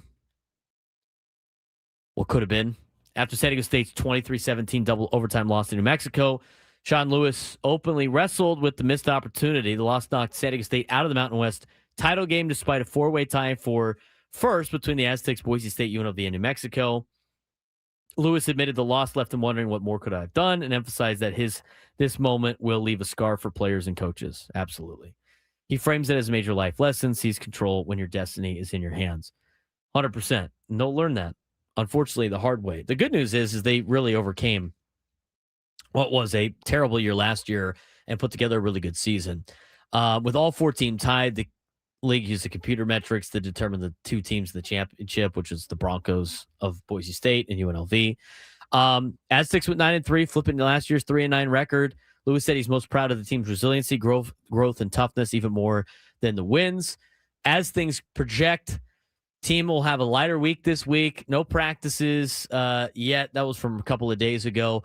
Weight room optional sessions, training room, open recovery, classroom time as finals approach. Bowl assignment will be on Sunday, and once known, San Diego State will build their practice schedule around finals and holidays. Nice little off day for San Diego State. That's basically it. We'll see how many opt-outs that they get. Across college football, some programs lose up to 20-plus players before a bowl due to NFL draft prep, transfer portal readiness. We'll see how many schools participate in that. All right. We do have an announcement on Sunday for the Holiday Bowl, too, which I'm sure we're going to work on previewing that. There's a lot of stuff to do with the Holiday Bowl. That's the quickest I think we've ever gotten a guest. It took 27 seconds. So we will have Mark Neville on at noon on Monday. To talk about the matchup. Yes.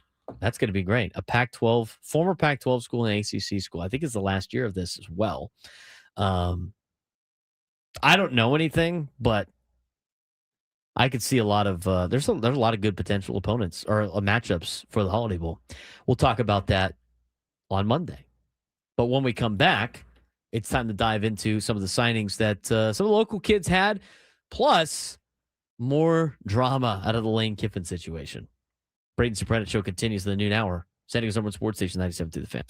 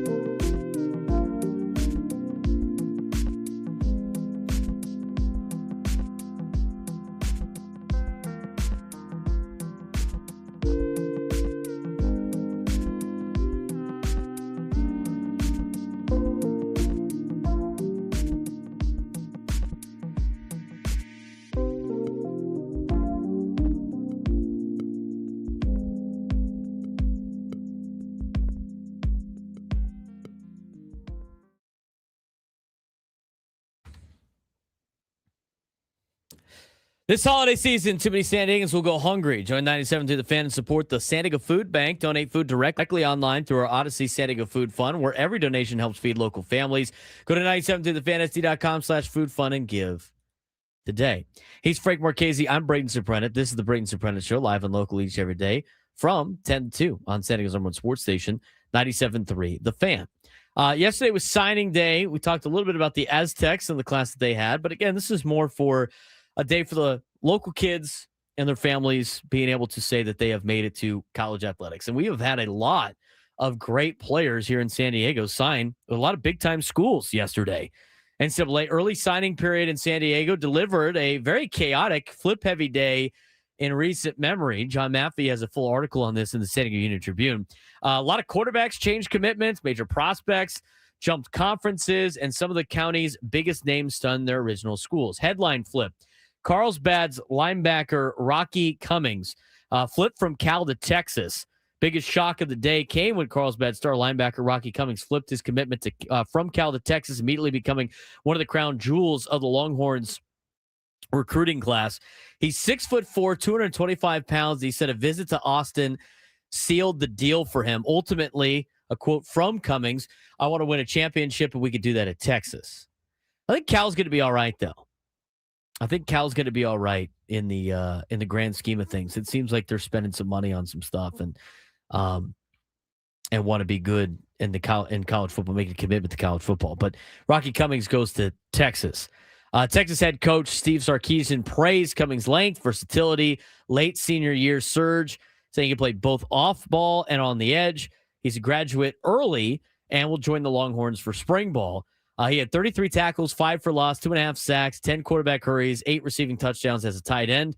And he was the only guy that flipped. I mean, the quarterbacks in town, there was a lot of them. 4 signed yesterday. All of them flipped from their original commitment.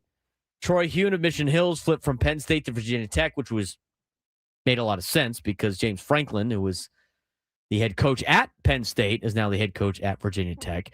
Cash Herrera, the Bishop's quarterback, flipped from Indiana to Boise State. Brady Palmer, Cathedral Catholic's quarterback, flipped from Cal to Minnesota. And Vincent Smith at St. Augustine was expected to stay home at USD and play quarterback for the Toreros. Instead, he is now flipped to Pennsylvania. He'll be at UPenn. Combine all of that with some early signings by Lee Norman Lester out of Helix. He went to Southern Utah. Eli McNeil, the Carlsbad quarterback, signs with Cornell. San Diego produced 6 signing day quarterbacks, a depth unmatched in recent years. Longtime coach at Carlsbad High School, Thad McNeil, said, "I've never seen a quarterback group this deep or this talented." San Diego produced 6 quarterbacks in this year's signing class, and a lot of them going to big-time schools. 2 Power 4 schools, a couple of Group of 5 schools, and then a couple Ivy League schools. Or sorry, 1 Group of 5, a couple Ivy League, and a very important FCS school is going to be now in the Big Sky in Southern Utah. Other major San Diego signings, Carlsbad had 3 players signed: Nathan Allen, Chase Harris, and Eli McNeil. As mentioned before, Nathan Allen's going to Arizona. Chase Harris is going to Carnegie Mellon. Mount Miguel leads all schools with 7 signees, including 5-star defensive back Brandon Arrington. He signed with Texas A&M yesterday. Frank Fanua signed with Cal. Cathedral had 5 signees. Brady Palmer goes to Minnesota. Chase Denise, the offensive lineman from Cathedral, who is the son of the softball head coach at San Diego State. Chase goes to USC. Bronx Latuli-Gasanoa signs with San Jose State. Sebastian Tucker, the tight end, signs with Davidson. And linebacker Cade Smith signs with the University of San Diego at USD. Oceanside had a big moment yesterday. Edge rusher Easy Tokyo signed with Washington, calling it an emotional moment and saying the Huskies want him as a stand-up linebacker. He was supported by childhood friends Brady Palmer and Honor Falave Johnson, who are 2 Cathedral Catholic players. Service Academy, we had a handful of players sign with service academies, 3 local military academies, or 3 locals choose military academies. Justin Lee of La Costa Canyon is going to Air Force. Atticus Enriquez of Mount Carmel is going to Air Force. And Keimani Nua at Oceanside is going to Army. Nua cited Oceanside's deep history of sending players to West Point. Overall theme, San Diego early signing period showcase massive flips in decisions, rising recruiting reputation for the county, a historically deep quarterback class, and a lot of big-time programs coming in and grabbing San Diego products. San Diego kind of becoming a national quarterback factory. SEC, Big 10, ACC, Big 12, all pulling talent out of San Diego. The impact of college coaching changes have impacted the local recruits here in town, and the early enrollment trend continues. Multiple kids are graduating early to join their schools for spring ball. There's a lot of great recruits there. San Diego, nice little showing yesterday, Frank. Yeah, absolutely. Congratulations to all those kids and all the families that signed yesterday, and good luck as you begin your college careers. Yeah, and it's good. I mean, it's good seeing some big time schools on that list. And now San Diego State, this is a hotbed for local talent. We didn't have any of the local signing, or not too many of them, signed with San Diego State. I know Purnell from Lincoln side with San Diego State. It's a good local ad. But a lot of these players, it's kind of hard for San Diego State to grab anyway. I mean, they're not going to be able to get some of these quarterbacks that are going to Big 10 schools, ACC schools. You know, they can't get the tight end. It's going to Texas. It's hard to compete with some of those. But it shows just how much talent we have here in San Diego. And a big congratulations to all of them and their families. If you want to see the full list, John Maffey put it out in the San Diego Union Tribune of all the players that signed throughout San Diego. Again, a lot of big-time names signing schools. Mount Miguel, 7 signees yesterday. Cathedral had 5. Carlsbad had 3 or 4. Oceanside with a couple of big signings as well. But overall, good day for a lot of local products. Now, this is the early signing period. There's still another one later, I think in February. I just too many to keep track of. But that's why, as the czar of college football, or the commissioner of college football, Frank, we made all those changes yesterday. Yeah, exactly. I did run that through ChatGPT yesterday on the college football proposal to finalize some of the dates and stuff. Man, that thing is, I put in all the rules and it pulled all the schools that I expected them to pull from. It's pretty remarkable. Did you have you seen what AI is ready for now? No. They're ready to start putting ads in ChatGPT responses. Nice. So as I saw, one Twitter comment said, when the 5th grade teacher is reading the worst report on World War II of their lives, an ad in the middle of it, they're going to be talking about NordVPN and Clash of Clans out of nowhere. Oh, man. We cannot, I mean, we just have to find ads everywhere, huh? Yeah, of course. How about so Red Zone over the weekend aired the most commercials it's ever aired. Remember when they, ESPN's, they're like, oh, we're going to air commercials. People flipped out, and then everyone's like, oh, it's just going to be 1 or 2. First week, they had only a minute total of commercials. This last week, it's up to 5. It's it's just going to slowly build. And then you're going to be sitting there going why am I paying for this again? Mm-hmm. That was like Sirius XM radio for a long time. They're like, oh, no ads. And now it's all ads, and you still got to pay for it. We're going to have ads now. I'm surprised they haven't made a football field like a giant Hershey bar. You saw anyone who went on Saturday saw that they plaster the wrestling rings with ads now. That wasn't so uncommon, especially for WCW, but for WWE never did it. And now it's all over the place. Go Aztecs in the chat, smart with this decision. But this is the deal. If you're San Diego State, these are all the kids. I totally forgot about this, but all the players that we just mentioned, right? Rocky Cummings and Brady Palmer and, Sebastian Tucker and Bronx Latuli Gasanoa, Eli McNeil, Nathan. I mean, all these players that are signed, Troy Hune, and all these players signing with some big schools, Brandon Arrington. I don't think Brandon Arrington would come back to San Diego State, but all of those players you should have a relationship with if you're San Diego State, just in case it doesn't work at their school and you can grab them back in the portal. They've already done that with a lot of local talent, which has been great. But those are the players you have to stay in contact with. Let them sign with the big schools. And if they don't have playing time there or things don't work out with the transfer portal now, you are still not out on these kids for potentially impacting your program. So I'd like to see, hopefully, Sean Lewis and company stay poised on that. And I think they do. I think they will do that. 833-288-0973, 833-288-0973. All aboard the Lane train. It's coming back through the station, baby. Coming back to the station. Frank cannot let this thing go. He's got more info on it. You put it on the sheet today. I put it on the sheet because I knew you were most likely going to talk about it no matter what. What's new on the Lane train? Just keeps adding and adding and adding. The tea continues as the show continues. Braden Surprenant Show, San Diego's #1 sports station, 97 through the Fan.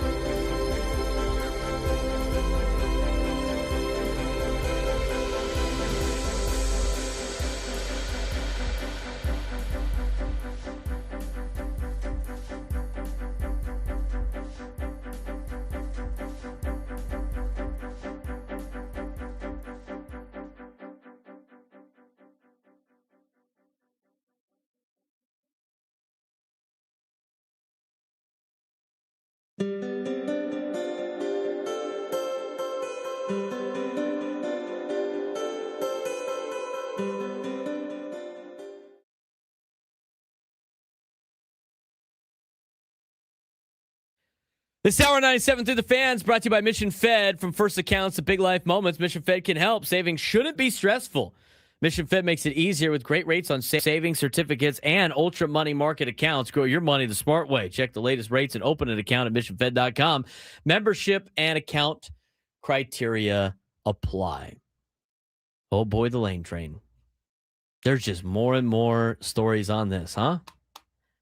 More and more. By the way, we need a contestant for our midday sports standoff. So while we're taking you on another journey on the Lane train, which is great, 833-288-0973, 833-288-0973. If you can take me down some sports trivia today, hopefully the answers are not screwed up, you'd be qualified for a shot at our grand prize. 2 tickets to New Kids on the Block in Las Vegas on June 26th. A 2-night stay at Park MGM and a $100 gas card. Calling all blockheads. New Kids on the Block just announced 2026 dates for their The Right Stuff Las Vegas residency at Dolby Live at Park MGM. Don't miss all your favorite hits live in Vegas with New Kids on the Block February to October 2026. Tickets on sale now at Ticketmaster.com. All right. Staying aboard the Lane train. Here's, the more of the details, but there's some interesting timeline of events that we need to get to. The central conflict, of course, with this particular case is Ole Miss athletic director Keith Carter publicly pushing back against several claims made by former Rebels head coach Lane Kiffin regarding the circumstances of his departure for LSU and his postseason coaching eligibility. We've already seen the BS natural response press release that Lane Kiffin put out. Here are the key disputed points, according to athletic director Keith Carter of Ole Miss. Timing of postseason coaching decision. In Kiffin's claim, he said he only learned early Sunday that he would not be allowed to coach Ole Miss in the college football playoff. Athletic director Keith Carter said, Ole Miss told Lane Kiffin and his representatives several weeks ago that he could not coach in the postseason if he took another job. The only potential exception was the SEC title game, and even then, Carter had not decided whether Kiffin would have been allowed to coach. Here's your timeline of events. Around 6 o'clock over the weekend, Kiffin informed Keith Carter he was leaving for LSU. That's on Saturday. Saturday night, Carter and Ole Miss officials worked late into the night restructuring staffing plans. They immediately targeted defensive coordinator Pete Golding, who was officially hired Sunday as the new head coach. On Sunday, Kiffin announced his departure. He claimed players asked him to remain and coach the college football playoff games. That's disputed too. According to Lane Kiffin's version of this particular instance, he said Ole Miss players wanted him to stay through the postseason in order to maximize the team's performance. According to athletic director Keith Carter, because this is a major he said, she said situation. Keith Carter says Kiffin's portrayal is not accurate. He emphasized there was significant pushback from players. Begging him to stay is a major overstatement. Ole Miss players are starting to show what really happened. The players' reactions. Have you seen these guys? Have you guys seen the players' reactions on TikTok or throughout social media? Some of them impersonating Lane Kiffin. Hilarious. Multiple players publicly disputed Kiffin's remarks. Star linebacker Suntarine Perkins directly contradicted Kiffin's statement, saying, quote, "That was not the message you said in the meeting room," when talking about Lane Kiffin's comments. The other thing, too, is Charlie Weiss Jr. was on that plane to Baton Rouge. He wasn't going to coach, right? It was a whole situation. You got to leave. If you want to come with me now, you got to leave now. Well, Kiffin allowed Charlie Weiss Jr., who initially followed him to LSU, to rejoin Ole Miss to call plays in the college football playoff. According to athletic director Carter, he said Ole Miss has been in constant communication with Weiss about returning. He believes Weiss was placed in a difficult situation when asked to follow Kiffin, and expressed excitement about having Weiss back. Carter suggests Kiffin's public narrative contains multiple inaccuracies. Ole Miss maintains that Kiffin knew well in advance he would not coach the postseason once he accepted LSU's job, mischaracterized the players' reaction to his departure, and the program moved quickly to stabilize leadership, hiring Pete Golding and bringing back Charlie Weiss Jr. Well, at least they have somebody to run the offense now for Ole Miss. Something that was in this article is very interesting, and another big reason why you couldn't let Lane Kiffin coach these games. The school and Ole Miss officials had determined that they wanted to avoid their historic playoff run to become a month-long infomercial for LSU's next coach. They also didn't want Kiffin coaching their players once he left. Transfer portal opens January 2nd. It would have given Kiffin more time to potentially recruit the Rebels' best players. Lane Kiffin. We asked this question a couple of days ago. Is he the biggest villain in college football, Frank? Easily. He was easily the biggest villain on Monday, and now he is. That point is getting proven the more and more information comes out. 833-288-0973, 833-288-0973. You got a Lane Kiffin question today? I do not. We're sticking with football. We're sticking with the NFL, but we do not have. It's not a Lane Kiffin question, though. Let's get to our midday sports standoff. Welcome to Midday Sports Standoff on the Braden Surprenant Show. I can't believe what I'm seeing right now. The ultimate head-to-head battle where sports knowledge and quick thinking collide. No, he's no good. Are you kidding me, Miss? Contestants will go toe-to-toe with Braden in a sports trivia deal where every correct answer brings them closer to victory. Down the sideline! Wow! Unbelievable! But 3 strikes and it's game over. This is not Detroit, man. This is the Super Bowl. Can you outsmart Braden? The Midday Sports Standoff starts now. Adam Klug in the chat. Kiffin, the biggest villain in college football. He's probably the biggest villain in sports right now. That's hard. It's hard to argue with that. Yeah, no, you can't fight that one. Is there going to be anybody cheering for Lane at LSU that's not an attendee. LSU fan? Probably not. I can't wait for that schedule to come out. Circle it. All right, who we got playing today? We have Cameron in San Marcos playing today. Cameron, how are you doing today? What's going on, Cameron? Doing good. You know, I think John Morant would root for Lane Kiffin in this case. Well, there you go.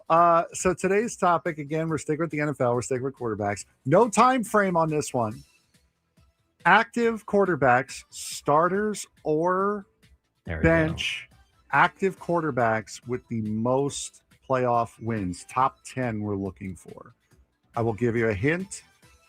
The lowest number of wins on this list is 5. 5. So this list has 5, at least 5 playoff wins. 5 or more active players with 5 or more playoff wins active. They could be starters. They could be backups.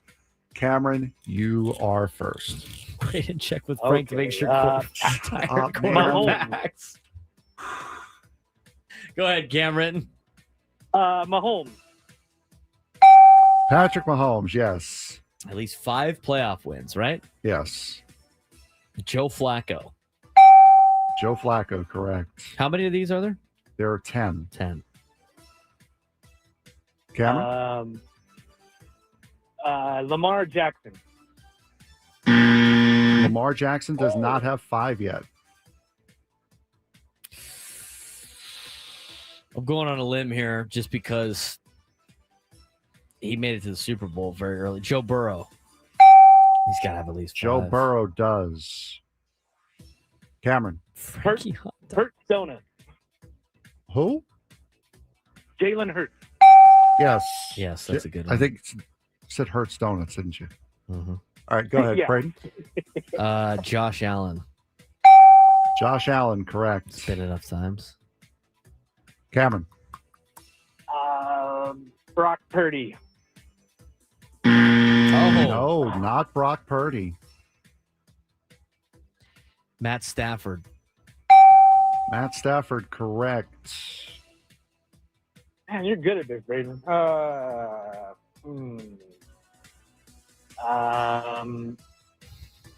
Dude. Again, they're not. Jordan Love. No, Like not two. Jordan Love. And that is 3 strikes, Cameron. I'm sorry. How many are we missing? We have 2, 4, 5, 6. So 4. We're missing 4.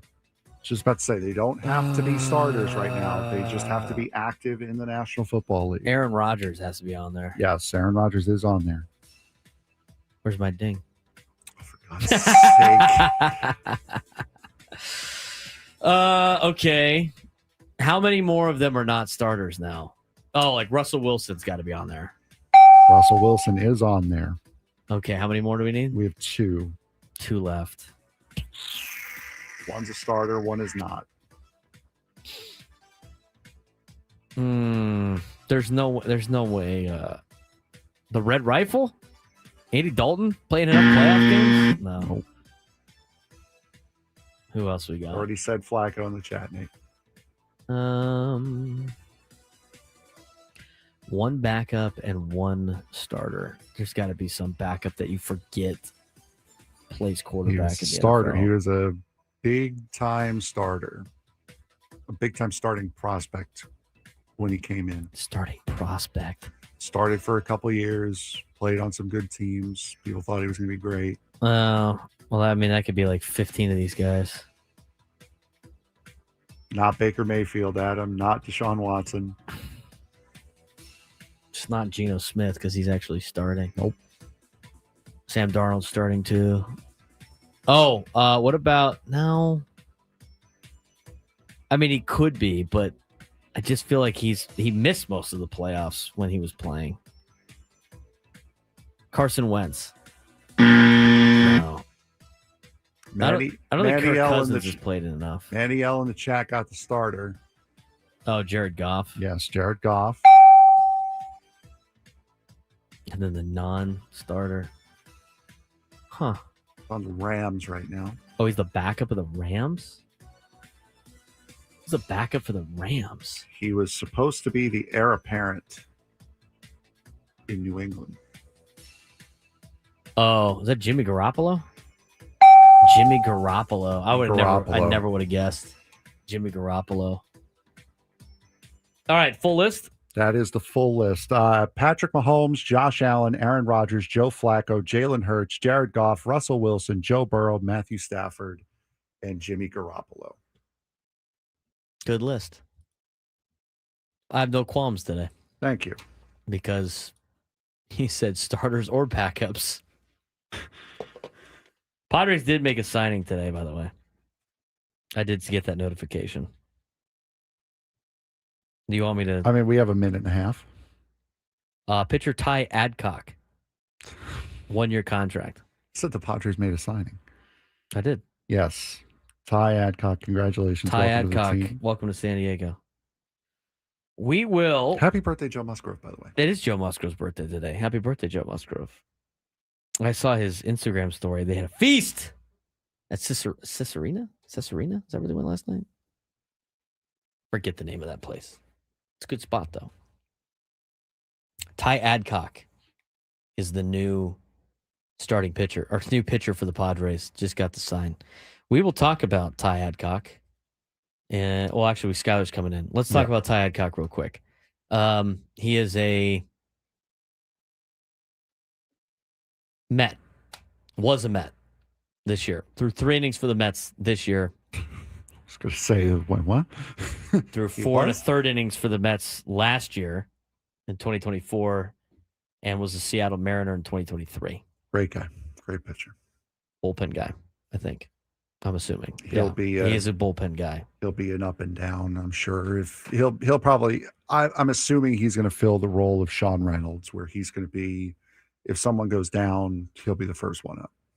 That would be my guess. Born in Oxford, North Carolina, drafted by the Mariners in the 8th round in 2019. Went to Elon University. Debuted June 12th, 2023. Career numbers, he has a career 5.48 ERAs, pitched 18 big league ball games. There you go. Frank's distracted by the dog. Angie's here again. We will get you the college picks with Skyler. The queen comes back when we finish up our final hour. on the Braden Surprenant Show, San Diego's #1 sports station, 97 to the Fan.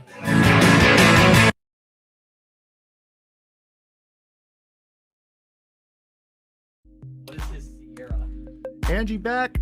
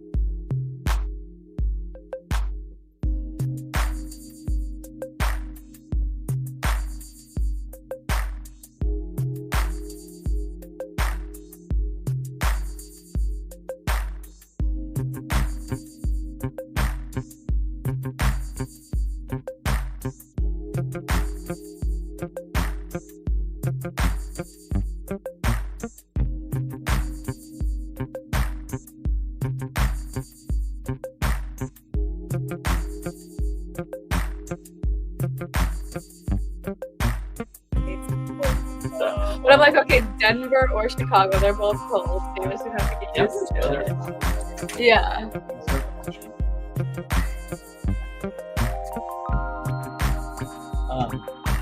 My mom went to U.S. Fair. They had a Carroll Canyon down to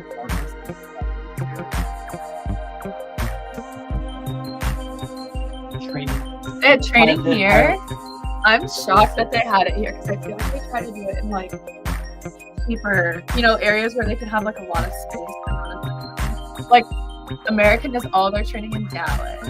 Oh yeah, they're fun. Yeah.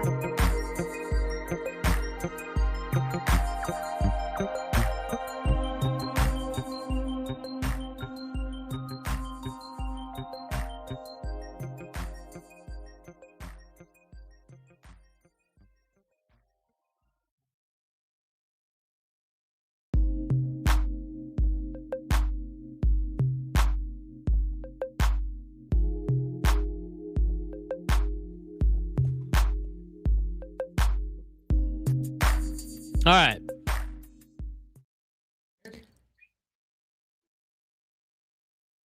All guests of 97th fan join us on the David P. Shapiro fan hotline. David P. Shapiro, criminal defense attorneys, helping good people regain control of their future when charged with the crime since 2010.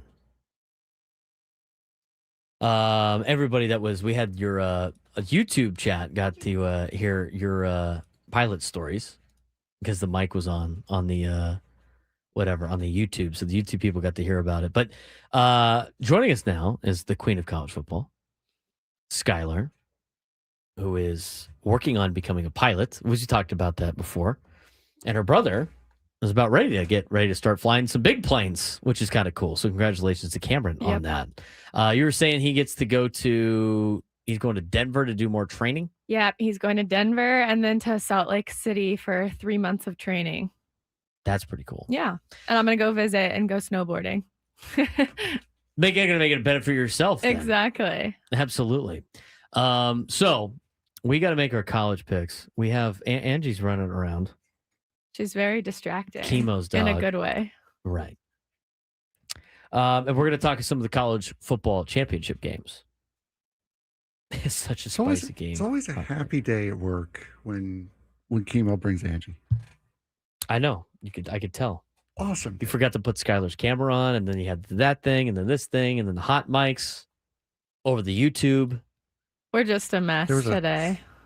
The pot was down. All the pots were down. It's the mic and the camera. Oh, okay. That's why YouTube got to hear Wonderful. Skyler's wonderful plane conversation. It's a good thing I didn't say anything bad like That's normal. right. No, I'm just kidding. That's why you always know that the mics are on. Yeah. We got to get to today's biggest fan, though. Yes, we do. Today's biggest fan, and when we go to break, we're giving away Zach Bryan tickets. But today's biggest fan, John Nochta in Lakeside. Nochta. John Nochta in Lakeside. Give us a call within the next 10 minutes at 833-288-0973, 833-288-0973, and you'll qualify for a grand prize, 20 tickets for you and your friends for a night in our Odyssey Suite at a Padres game with all of the fan staff later this season. Catered by Spiro's Mediterranean Cuisine. Remember to register your name at 97throughthefantasy.com/biggest fan. John Nochta in Lakeside. You are today's biggest fan. I like seeing the people freak out in the chat when it's not their name. Guess what? It's Nochta, you guys in the chat. It's John Nochta today. Really? That's how we're doing that? Yep. My gosh. I had to set it up for that, dude. Sorry about it. If you're just tuning in, Padres made a sign today. Looks like a big upside arm for the San Diego Padres in their deal with Ty Adcock, new pitcher for the San Diego Padres, bullpen arm. We'll have more information on that as the afternoon rolls on. But we have 9 conference games to pick in the conference championship weekend. It's time to get to our college football picks.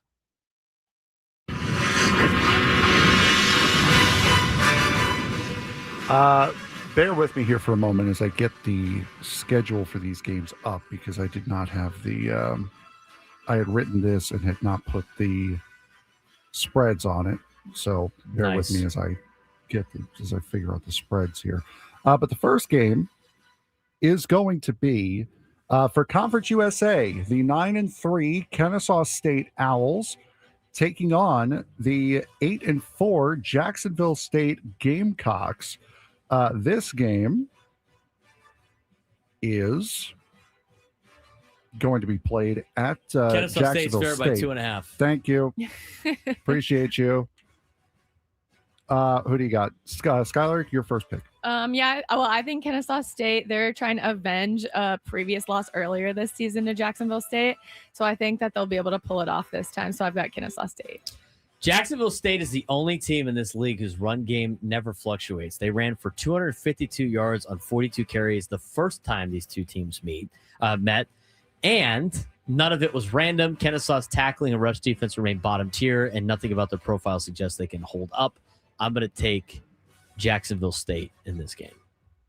I am going to. I've had so much love for Kennesaw State, and so did the bettors, because this line opened up at 1.5 in favor for Jacksonville State, and a lot of money's going to the other side. I am going Kennesaw State in this game. I can't bail on them now. Big bet to make in this game, by the way, according to ESPN.com, is Jacksonville State team total over 28.5. Take that. Well, there you go. Betting. I'm telling people to take that, not take that, Frank. Up next, this will be for the Sun Belt. The Fun Belt. Yeah, it's the Fun Belt. It sounds like it's going to be very, very fun for one of the sides. Yes. As the 8-4 Troy Trojans take on the number 25, first time they've ever been ranked in the top 25, 11-1 James Madison Dukes. Dukes are favored by a small margin. It's only 23.5. Braden? That's kind of the line that the ESPN thought. They said take James Madison at 22.5. 23.5 is probably what the actual game is going to be. So that might be a break-even point for a lot of people. But I'm going to take James Madison minus 23.5. This is a game for style points to try to get in the college football playoff. Wood chipper matchup for Troy. This is James Madison. Their defense is elite across the board. They're top 10 in rush defense, top 20 in tackling, number 1 in defensive coverage. Troy's offense, 100% efficiency based, not very explosive, and has the worst possible profile against the defense built to suffocate and erase long drives. I will take James Madison in a rout. Even if James Madison puts up 40, Troy still gets squeezed. The under team total is the cleanest angle to play, by the way. Bet Troy under, take James Madison minus 23.5. Skyler? Yeah, I mean, the spread is huge, but James Madison, everyone's been talking about them. They're clearly the stronger team. I think the only thing that might shake things up a little bit, the distractions they have with their head coach potentially leaving. There's some rumors, but I don't think that's going to be a problem for them. So I think I've got to go with James Madison also. I notoriously do not take big spreads, so I will not do that. I'm taking Troy. James Madison's going to win the game easily, but it's not going to be 23.5. AAC championship game. Sorry, American. 11-1 North Texas, ranked number 24, taking on the number 20 Tulane Green Wave. They are 10-2. Right now, it is North Texas favored by 2.5. Skyler. Both these teams are like my nemesis all season long. I feel like I pick Tulane and North Texas wrong. So I kind of feel like whatever I do is probably going to be the opposite. I do feel like North Texas has the slight edge here, so I'm going to lean that way for here. North Texas, the thing about this game, and I'm going to take North Texas, but North Texas, the one thing that's stable in this game is their offense has been automatic. They lead the American Conference in touchdowns, points per play, and yards per play. Tulane's tackling coverage and red zone inconsistencies are exactly what North Texas punishes.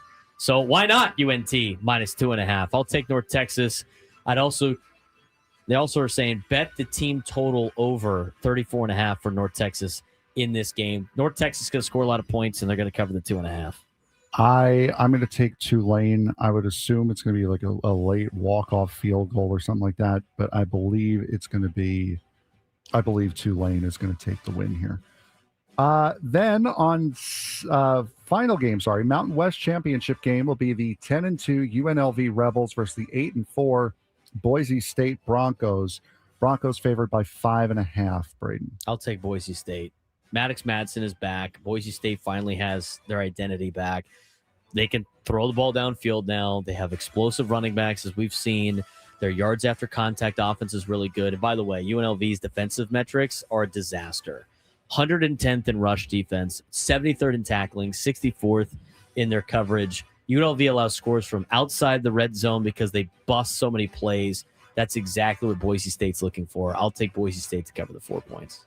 Skyler? Yeah, I got Boise State at home also. I think that throughout the season, they've just been a little bit more reliable. The Rebels have really been up and down all season long. I think they're going to go in and struggle against Boise. So I got Boise.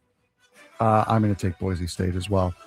Now on to Saturday. The Big 12 championship game will be number 11 BYU at 11-1, coming in against Texas Tech. Number 4 Texas Tech, also at 11-1. Skyler, right now, Texas Tech favored by 12.5 in this game. Yeah, I think Texas Tech definitely has the advantage. I think that they're going to be able to come in and win here, but I don't know if they're going to be able to do it against 12.5. I think BYU is looking to make a statement, so I think they'll be able to keep this one close. So I got Texas Tech winning, but I'm going to take BYU for the points. Second time these two teams are playing each other. Texas Tech destroyed BYU in Lubbock, but they ain't playing in Lubbock. I will say this, though. For the Dallas-Fort Worth area, has got a lot of Texas Tech alumni. This game is sold out at Jerry's World, so it should be a fun one. I still think Texas Tech's going to cover because they're pretty good. BYU's offensive identity, very slow, run-heavy, allergic to passing down. It's the worst possible matchup against Tech in a defense that ranks number 1 in pass rush, number 1 in coverage, and number 2 in tackling. In the first matchup, once the game got unstable, the pass-dependent BYU completely shut down. Unless Texas Tech turns the ball over a ton, BYU almost has no path to score like 18 points, which is what they would need in order to cover. I would take BYU's total under 17.5, and I would also take Texas Tech minus 13.5. Or 12.5. What is it, 13.5? 12.5. It's hard to beat teams twice in one season. I believe Texas Tech will do it, but I believe BYU will learn from earlier mistakes this year. They will cover. They may not win, but they will cover. If BYU wins, then they could potentially, definitely get 2 Big 12 teams in the tournament. Yeah. They should get 3 because Utah should be in there too, but I digress. Now we get some Maction on Saturday. Why is this game being played on a Tuesday? Exactly right. It'll be the Miami Redhawks, the Miami of Ohio Redhawks. Yeah, we know the Miami Hurricanes would never make a championship game. Coming in at 7-5, they will take on the Western Michigan Broncos, who are 8-4. Braden, I believe you're first on this one. Western Michigan favored by 2.5.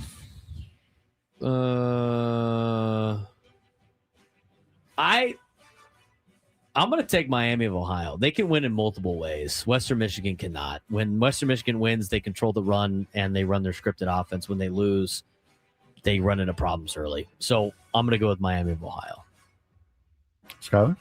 I think Miami of Ohio, their quarterback left a couple weeks ago. I think he said to prep for the NFL or something weird. There's some weird stuff going on, I think, at quarterback there. So I think that might shake things up a little bit with their offense. So it'll be interesting to see how that goes. So I think I'm going to go with Miami, but I think that it's going to be an interesting one there. I am going to take Miami as well.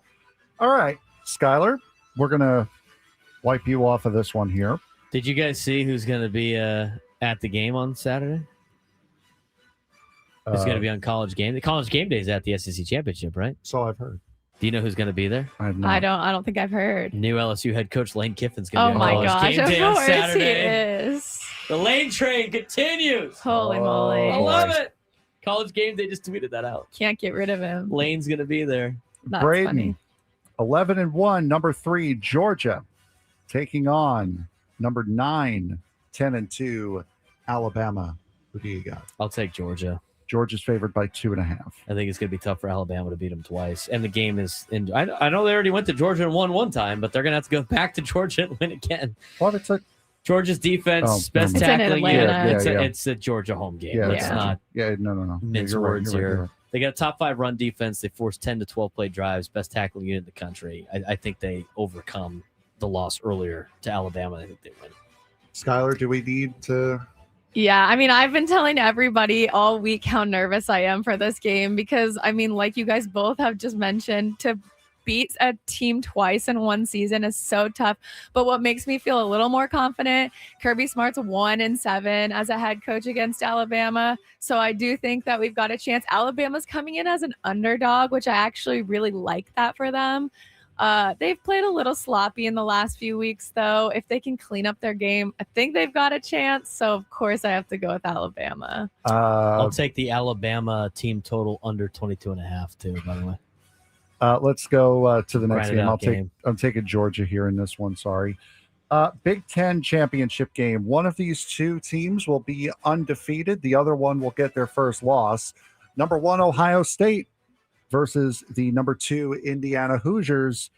Ohio State favored by 4 in this game. Skyler. No, Braden, you're first. I'll take the Buckeyes. Indiana is elite on paper, but their offense falls apart against top defenses, against top 20 units. 20 points versus Iowa, 27 against Penn State, but only because of a miracle final drive in that game, if you remember correctly, in Happy Valley. Now they get Ohio State, which is a top 3 defense that kills pace, eliminates explosive plays. I'll take the Buckeyes.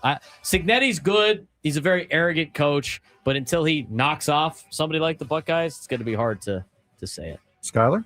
Yeah, I agree. I don't think Indiana's done enough to kind of like back up being yes, they're undefeated, but I don't think when you put them next to a team like Ohio State, I think you're going to start to see more of their weaknesses. I'm excited. I think this weekend might expose them a little bit, so I'm actually kind of excited. I got to take Ohio State. I am going to take Ohio State as well. Indiana, by the way, needs 70 plays to hit their efficiency numbers this season. Ohio State drags everybody below 60 offensive plays. They're not going to be able to do it. I'll take Indiana team total under as well. All right. So now, final game. This will be the ACC championship game. This is a great game to have as your nightcap. The 7-5. I'm rooting for Duke so bad. Duke Blue Devils versus the number 17 Virginia Cavaliers, who come in at 10-2. UVA favored by 4. Skyler? I'm hoping that was some sarcasm because I am not excited for this game. I'm like, this is such a ridiculous game. Duke played Virginia already, played them so poorly. Yeah, I'm not excited for this at all. I've got Virginia, no questions. I got Virginia too. I think they destroyed Duke, but I'm rooting for Duke in this game because that is chaos. Here's the deal. Like, in order for Duke to be able to do things, they have to deal with a Virginia team that's got better pass rush, better tackling, more consistent coverage, fewer red zone collapses. Duke requires a shootout to hide their defensive problems, and Virginia will not give them one. I will take the Cavaliers. We pick with the mind, but the heart roots for the chaos. I'm taking Virginia in this one. Please, please, Duke, do one thing right and just win a game. Win a game, please. That's all you have to do. Cavs, though, get the pick. And that's our college football picks. We'll talk more college football again tomorrow on the show, but I think I went with chalk most of the way except for Miami of Ohio. But I'm rooting for chaos on Saturday. Yeah. I'm rooting for absolute chaos. It'd be interesting. Just to make the committee have to make it their lives harder. Defend the BS that they continue to spew. Bruce Feldman had a great article on that, by the way. We'll talk about that tomorrow as well, about the nonsense that is the college football playoff committee. We fixed college football yesterday, Skyler. You weren't a part of it. We should probably invited you since you're the queen of college football. You fixed it? We fixed it. You're going to have to go back and listen I'll to go our back and listen. noon hour yesterday. Noon hour yesterday. The whole noon hour yesterday. Yeah, we have a new plan in place to fix college football. All right. So we will. I have to get up to speed. Yeah, get up to speed, and then we'll have your thoughts next week. Okay. And then we'll pick the bowl games next week, right? We picking the bowl games next week? We can't pick the bowl games next week. We're out of town. We're going to the Army Navy game. Right. The week after. We can pick. We can have Skyler pick the Army Navy game. I was gonna say, should we pick? We're missing the one game because there was one game where it was like a last-second quarterback switch, and we didn't know, so we did scratch one game off the list. I think that Army Navy game could replace that. Yeah, add it. We'll have Skyler come on and talk about the Army Navy game next week. Cool. We'll be live in Baltimore. She'll be here in studio. I'll be holding down the fort. That's right.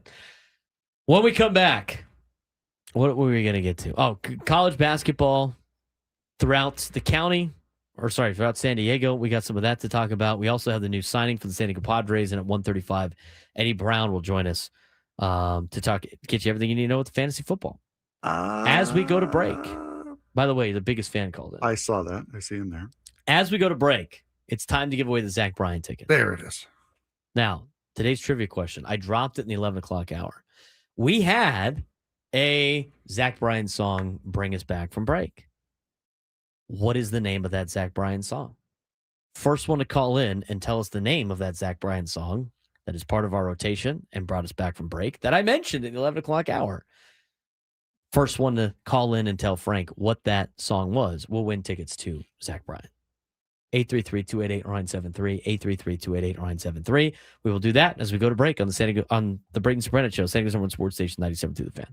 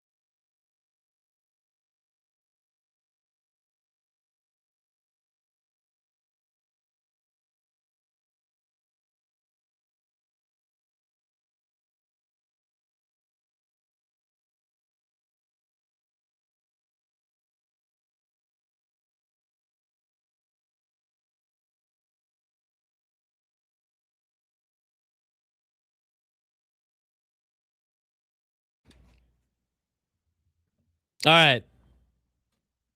What do we get? We didn't get anything. We gave away tickets. I know. What do we got? Who won? Miguel in City Heights. Nice. Congrats to Miguel in City Heights. Anyway. All right. Oh, my God. Calm it down. Relax, There we go. Relax. Somebody's yelling at you for using the wrong speech. It's called a joke, but It's for fun. I'm sorry. It's called an joke. Oh, man. You're really going to trigger him. Come on, man. Don't be the English department. It's a joke. We don't actually speak like that. Brother, we butcher sports enough. We don't. We may as well butcher everything else. We butcher sports, math. Why not add the English language to it? Right, 100%. All right. Fashion sense, I'm sure someone has a problem with. We had we have the new pitcher, right? Yes. Ty Adcock. Throws a hard four-seam fastball. He had a 30% whiff rate in AAA. I mean, it's probably it's a low 1-year contract, bullpen arm, and see what you got. To me, like, I've never watched this guy pitch, so I couldn't tell you what's going on. But I will say this, Frank. There's been a lot of these guys that AJ Preller's hit on. There's some that he hasn't, but there's been a lot of guys that the AJ Preller's hit on. He could be another one of those arms that hits in the bullpen. And like I said, throws high 90s, like hard to not have him part of the equation. I mean, I know there's a lot of guys that do that now, but I don't mind it. If there's one thing that AJ Preller has always been good at, there's a lot of time you have no idea who's in the bullpen. But the Padres bullpen ERA is always one of the best in baseball. So if there is one thing that you can say that AJ Preller has consistently hit on, it's been the bullpen use. It's been the bullpen arms. And I have a feeling, at least from what we've seen with Adcock in his career, like I said, he's probably going to take over that Sean Reynolds role of he may not make the team, but he will be the first guy up if someone needs a little extra rest, if someone gets hurt, on and on. He's playing the Dominican Winter League right now. Okay. And in his last outing, he went 2 innings, faced 7 batters, gave up 1 hit, no earned runs, 5 strikeouts, 68% strike rate, 44% swing and miss. And then he had a 41% chase rate. Fastball sits 97 to 99. His sliders at 87, 88. He's got a cutter at 91, 93. And then he's got one other pitch on there. But it's not, I mean, I don't mind taking a chance on somebody like that. No, and it's like we've said on the show, you can never have enough arms, you can never have enough bullpen help. And this gives you that. It gives you another arm, it gives you another bullpen help, it gives you another way to manipulate time in the bullpen. If some guys are starting to get a little bit too much, starting to work a little too hard, this is a way to get a guy another day off. So there's multiple videos now coming out on Ty Adcock as Padre fans are finding some stuff. I mean, SNY tweeted this out in one of his outings on June 15th this year. He had 4 strikeouts in 1 2/3 scoreless innings for Ty Adcock as he faced the Rays. I mean, his stuff looks nasty. So it's a low risk, high reward opportunity to improve the bullpen, and it's probably not going to cost a lot. I don't know what the contract details are. I didn't see it on that particular post. I mean, Fangraphs is usually on it immediately when you refresh. I don't think it's a minor league contract, but I haven't seen anything that would indicate that it is a minor league contract. I haven't seen anything that would indicate. Well, plus on minor league contracts, the Padres don't put out like the whole, True. Hey, welcome to San Diego. Mm-hmm. They don't do a welcome to San Antonio thing. Welcome to Fort Wayne, buddy. Right. All right. That is the addition. I don't mind it. No. It will be trade rumor set a major league contract. Well, there you go. He looks pretty good in some of the highlights. I mean, obviously he hasn't pitched a lot in Major League Baseball, and he's going to get an opportunity. Yeah, it's a 1-year deal. They don't need to make a more corresponding move. They add him to the 40-man roster. When we get more updates on that, we will pass it along. I'm sure more details will come out on Gwen and Chris. But when we come back, get you everything you need to know about fantasy football this weekend. We're getting close to playoff clinching time in fantasy football. Eddie Brown will get your lineup set when we come back on the Braden Surprenant Show. San Diego's number one sports station, 97 through the Fan.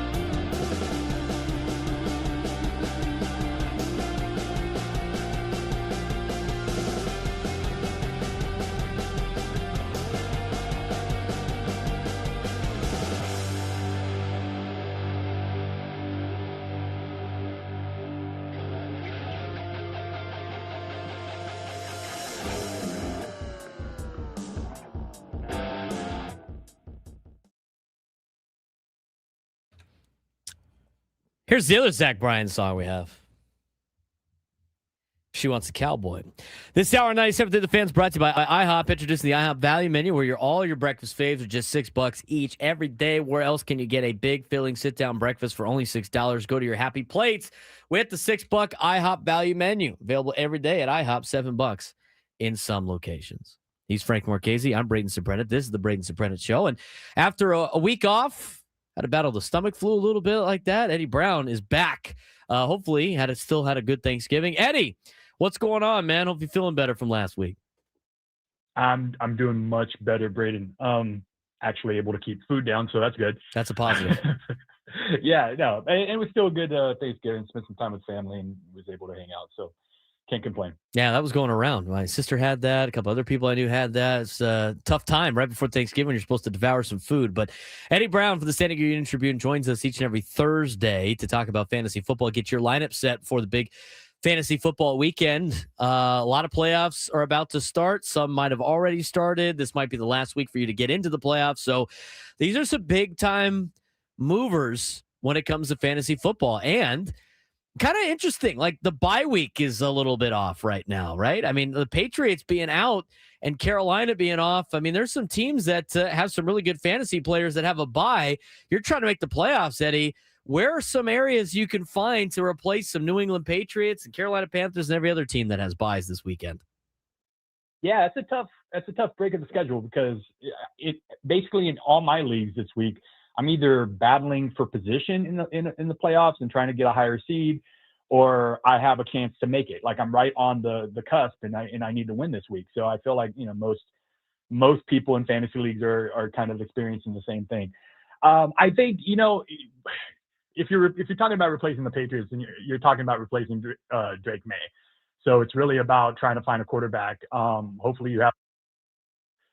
Otherwise, you're having to go to the waiver wire and look for guys like Tyrod Taylor or Trevor Lawrence. Have good matchups this week. You might, if you're feeling kind of squirrely and kind of crazy, you might even look at Tyler Shuck. He has an exceptional matchup this week against Tampa Bay. They've allowed like the third most fantasy points to quarterbacks this season. And I think the most since like week 10. Their defense has been kind of hemorrhaging points to quarterbacks in fantasy for the last month. So there are some options on the waiver wire, but hopefully you have a good backup if you're having to do without Drake May this week. What's the latest status of Justin Herbert? He had surgery obviously on his left hand, which is not his throwing hand. I mean, he is another player that is going to be coming off of, he's a little banged up, obviously, and he's going against the Eagles on Monday night. I actually have Drake May and Justin Herbert. So for me, and this might be a very unique case, but, with Drake May being on a bye, Justin Herbert coming off injury, is it better to start Justin Herbert coming off the injury against the Eagles, or is it better to pick up one of those matchups that you just mentioned going into the weekend? Man, that's a tough one. I think if you told me Herbert's going to make it through the entire game, I would say go with Herbert and he'll get you what you need. He might not, the upside might not be there because I'm sure he's going to be protecting his hand, but when he came back into the game last week, he looked solid. He was able to still make some plays. And so, I think the Eagles are probably going to be without Jalen Carter on Monday. I think their defense, I think their team is starting to kind of fray at the edges a little bit with everything they've been dealing with. So the thing that scares me, obviously, and you're talking, if this matchup is about getting into the playoffs, or if it's about getting a bye or something like that, and you just need points, I would hedge and try to pick up a QB off the waiver wire with a premium matchup, because you don't know with the hand. I mean, he just had surgery, and there's a possibility also that if for some reason he's a game time decision, you're not going to know that till Monday, and I'm pretty sure you're not going to be able to pick up Jalen Hurts. Or unless you pick up Trey Lance, so I mean, that's your fallback plan. If you decide, hey, I'm riding Herbert till the end, be prepared to pick up Lance at the last second. That's going to be an interesting play. I'll let you know what I do going into the weekend. We're talking with Eddie Brown. He's getting you everything you need to know about this weekend in fantasy football. A lot of people battling for playoff spots, a lot of people battling for seeding, and other leagues that are just, the roto leagues where just one through how many teams you have. You're getting down to the nitty gritty of trying to make a push for the league championship at the end of the year anyway. So very important time and a rough time for the NFL to schedule some buys out there. The Lions had a couple of players go down. Amon-Ra St. Brown, Khalif Raymond are likely out, which puts Isaac Tesla as the wide receiver number 1 for the Detroit Lions. Is he worth more than just a streaming pickup this weekend? Well, I think we focus on just this week, assuming Amon-Ra doesn't play. And it sounds like he's a game time decision right now. The bigger deal for this week, though, even with Tesla, is outside of St. Brown. It's the fact that Khalif Raymond is out. He's the reason that Tesla played, over 90% of the snaps for the first time in his career on Thanksgiving. He's the direct backup to Raymond.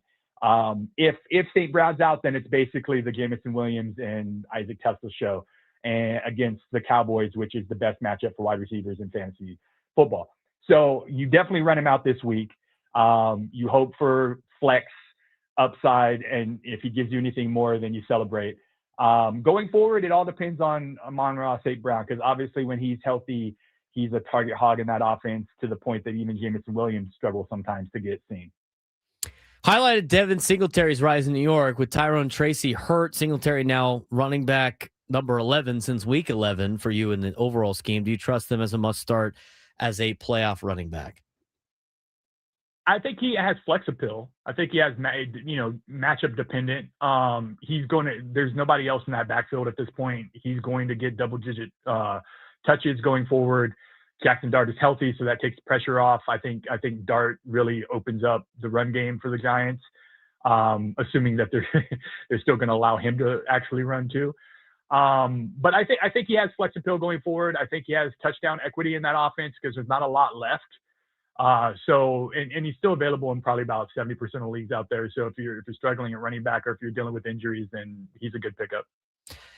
Trevor Lawrence is somehow still under 60% roster between ESPN and Yahoo. With him being the quarterback number 6 in your ranking since week 9, is Trevor Lawrence the best late season quarterback upgrade for struggling fantasy owners? Not just the ones, obviously, they're looking for a potential stream, or my situation, like with Drake May being on a bye. I think, man, Trevor, I've been saying since he got drafted, like, oh man, he's going to be a top 5 guy, and it just hasn't panned out. And I think that's why you see he's under owned in fantasy right now, because he's actually been pretty solid this season, especially over the last couple months. I think the upside's there. The Jaguars look like they're a decent team. I think he's starting to pick up Cohen's offense. He's starting to get some guys healthy. I think Brian Thomas came back last week. Everybody, and I think Brent Strange came back a couple weeks ago. So I think the offense is healthy. I think he's starting to really kind of settle into to Cohen's system. I think there's upside there. And you could do a lot worse at quarterback at this point if you're looking on the waiver wire. Let's talk about tight ends. Dalton Schultz, Darren Waller, Isaiah Likely, Brenton Strange. All of a sudden, tight ends options are everywhere for fantasy owners. If someone needs a tight end for the fantasy playoffs, who's your number 1 stash? I mean, Schultz is available in half leagues out there, and he's basically been a tight end 1 for the last 2 months. So if he's available, I'd go get him. Darren Waller, though, and Isaiah Likely, I mean, I think those guys are the upside that they have in the playoffs. I don't think any other tight end tops them. Even guys that are owned, even obviously Trey McBride, Brock Bowers of the world are going to be able to produce against anybody. But Waller has matchups against the Steelers and the Bengals in the first 2 rounds of the playoffs. You can't really beat that, assuming he can stay healthy. And Likely's matchups are just as golden. He has a matchup against the Bengals again next week. He has a matchup against the Steelers this week if you're looking to try to get into the playoffs. And it pretty much gets premium matchups for the rest of the way. Obviously, he has to share time with Mark Andrews there, but matchups against the Bengals, you can even tight end 2s are getting there against the Bengals this year. So there's a lot of upside there. If you're tight ends to one position, if you need somebody, there's plenty of guys on the waiver wire. And a follow-up on Isaiah Likely. I mean, you're early. You're in on Isaiah Likely early with the upcoming dream schedule, and he had a big breakout against Cincinnati, as you mentioned. He gets to play him again. What's his realistic ceiling over the next 3 weeks? Well, I mean, the Ravens offense, the only thing that kind of, scares me a little bit is Lamar. He just hasn't looked like himself in the last month or so. But he likely is one of the most dynamic receivers that they have. I mean, obviously Andrews is a threat around the, in the red zone, but I think he showed against the Bengals that outside of Flowers, he's probably the best field stretcher they have. And that's something that they're going to have to utilize. I mean, the Ravens is basically all hands on deck going forward. They need to win pretty much out, or most of their games going forward to get into the playoffs to try to win the division. So I feel like his upside's pretty immense. I think that they're starting to feature him more. I think Jackson a couple of weeks ago said he's somebody, he's been waiting patiently, but he's going to get a shot. I think we saw that against the Bengals. I think we'll see it again against the Steelers this week and against the Bengals next week. So I think there's upside there, and he's proven time and time again when he's healthy. He's one of the most dynamic tight ends in the league. We're talking with Eddie Brown, who writes for the San Diego Union-Tribune, covers fantasy football as well as draft coverage of the NFL draft. We're going to talk about that in just a second, Eddie. But let's hit the drops. Aaron Rodgers, Tajay Spears, Joe Mixon, Emmanuel Wilson. Which one of these names will fantasy managers have the hardest time letting go of, and why is it actually the right move to cut bait right now for the playoff start? It's probably Spears, because he's the guy that we thought would probably get more run at this point. It just seems like Tony Pollard's kind of hanging on in Tennessee. Spears, I think, has more upside out of the two. You would think with the youth movement that's going on with the tight ends that they would feature him more, but they just haven't. So that's kind of difficult.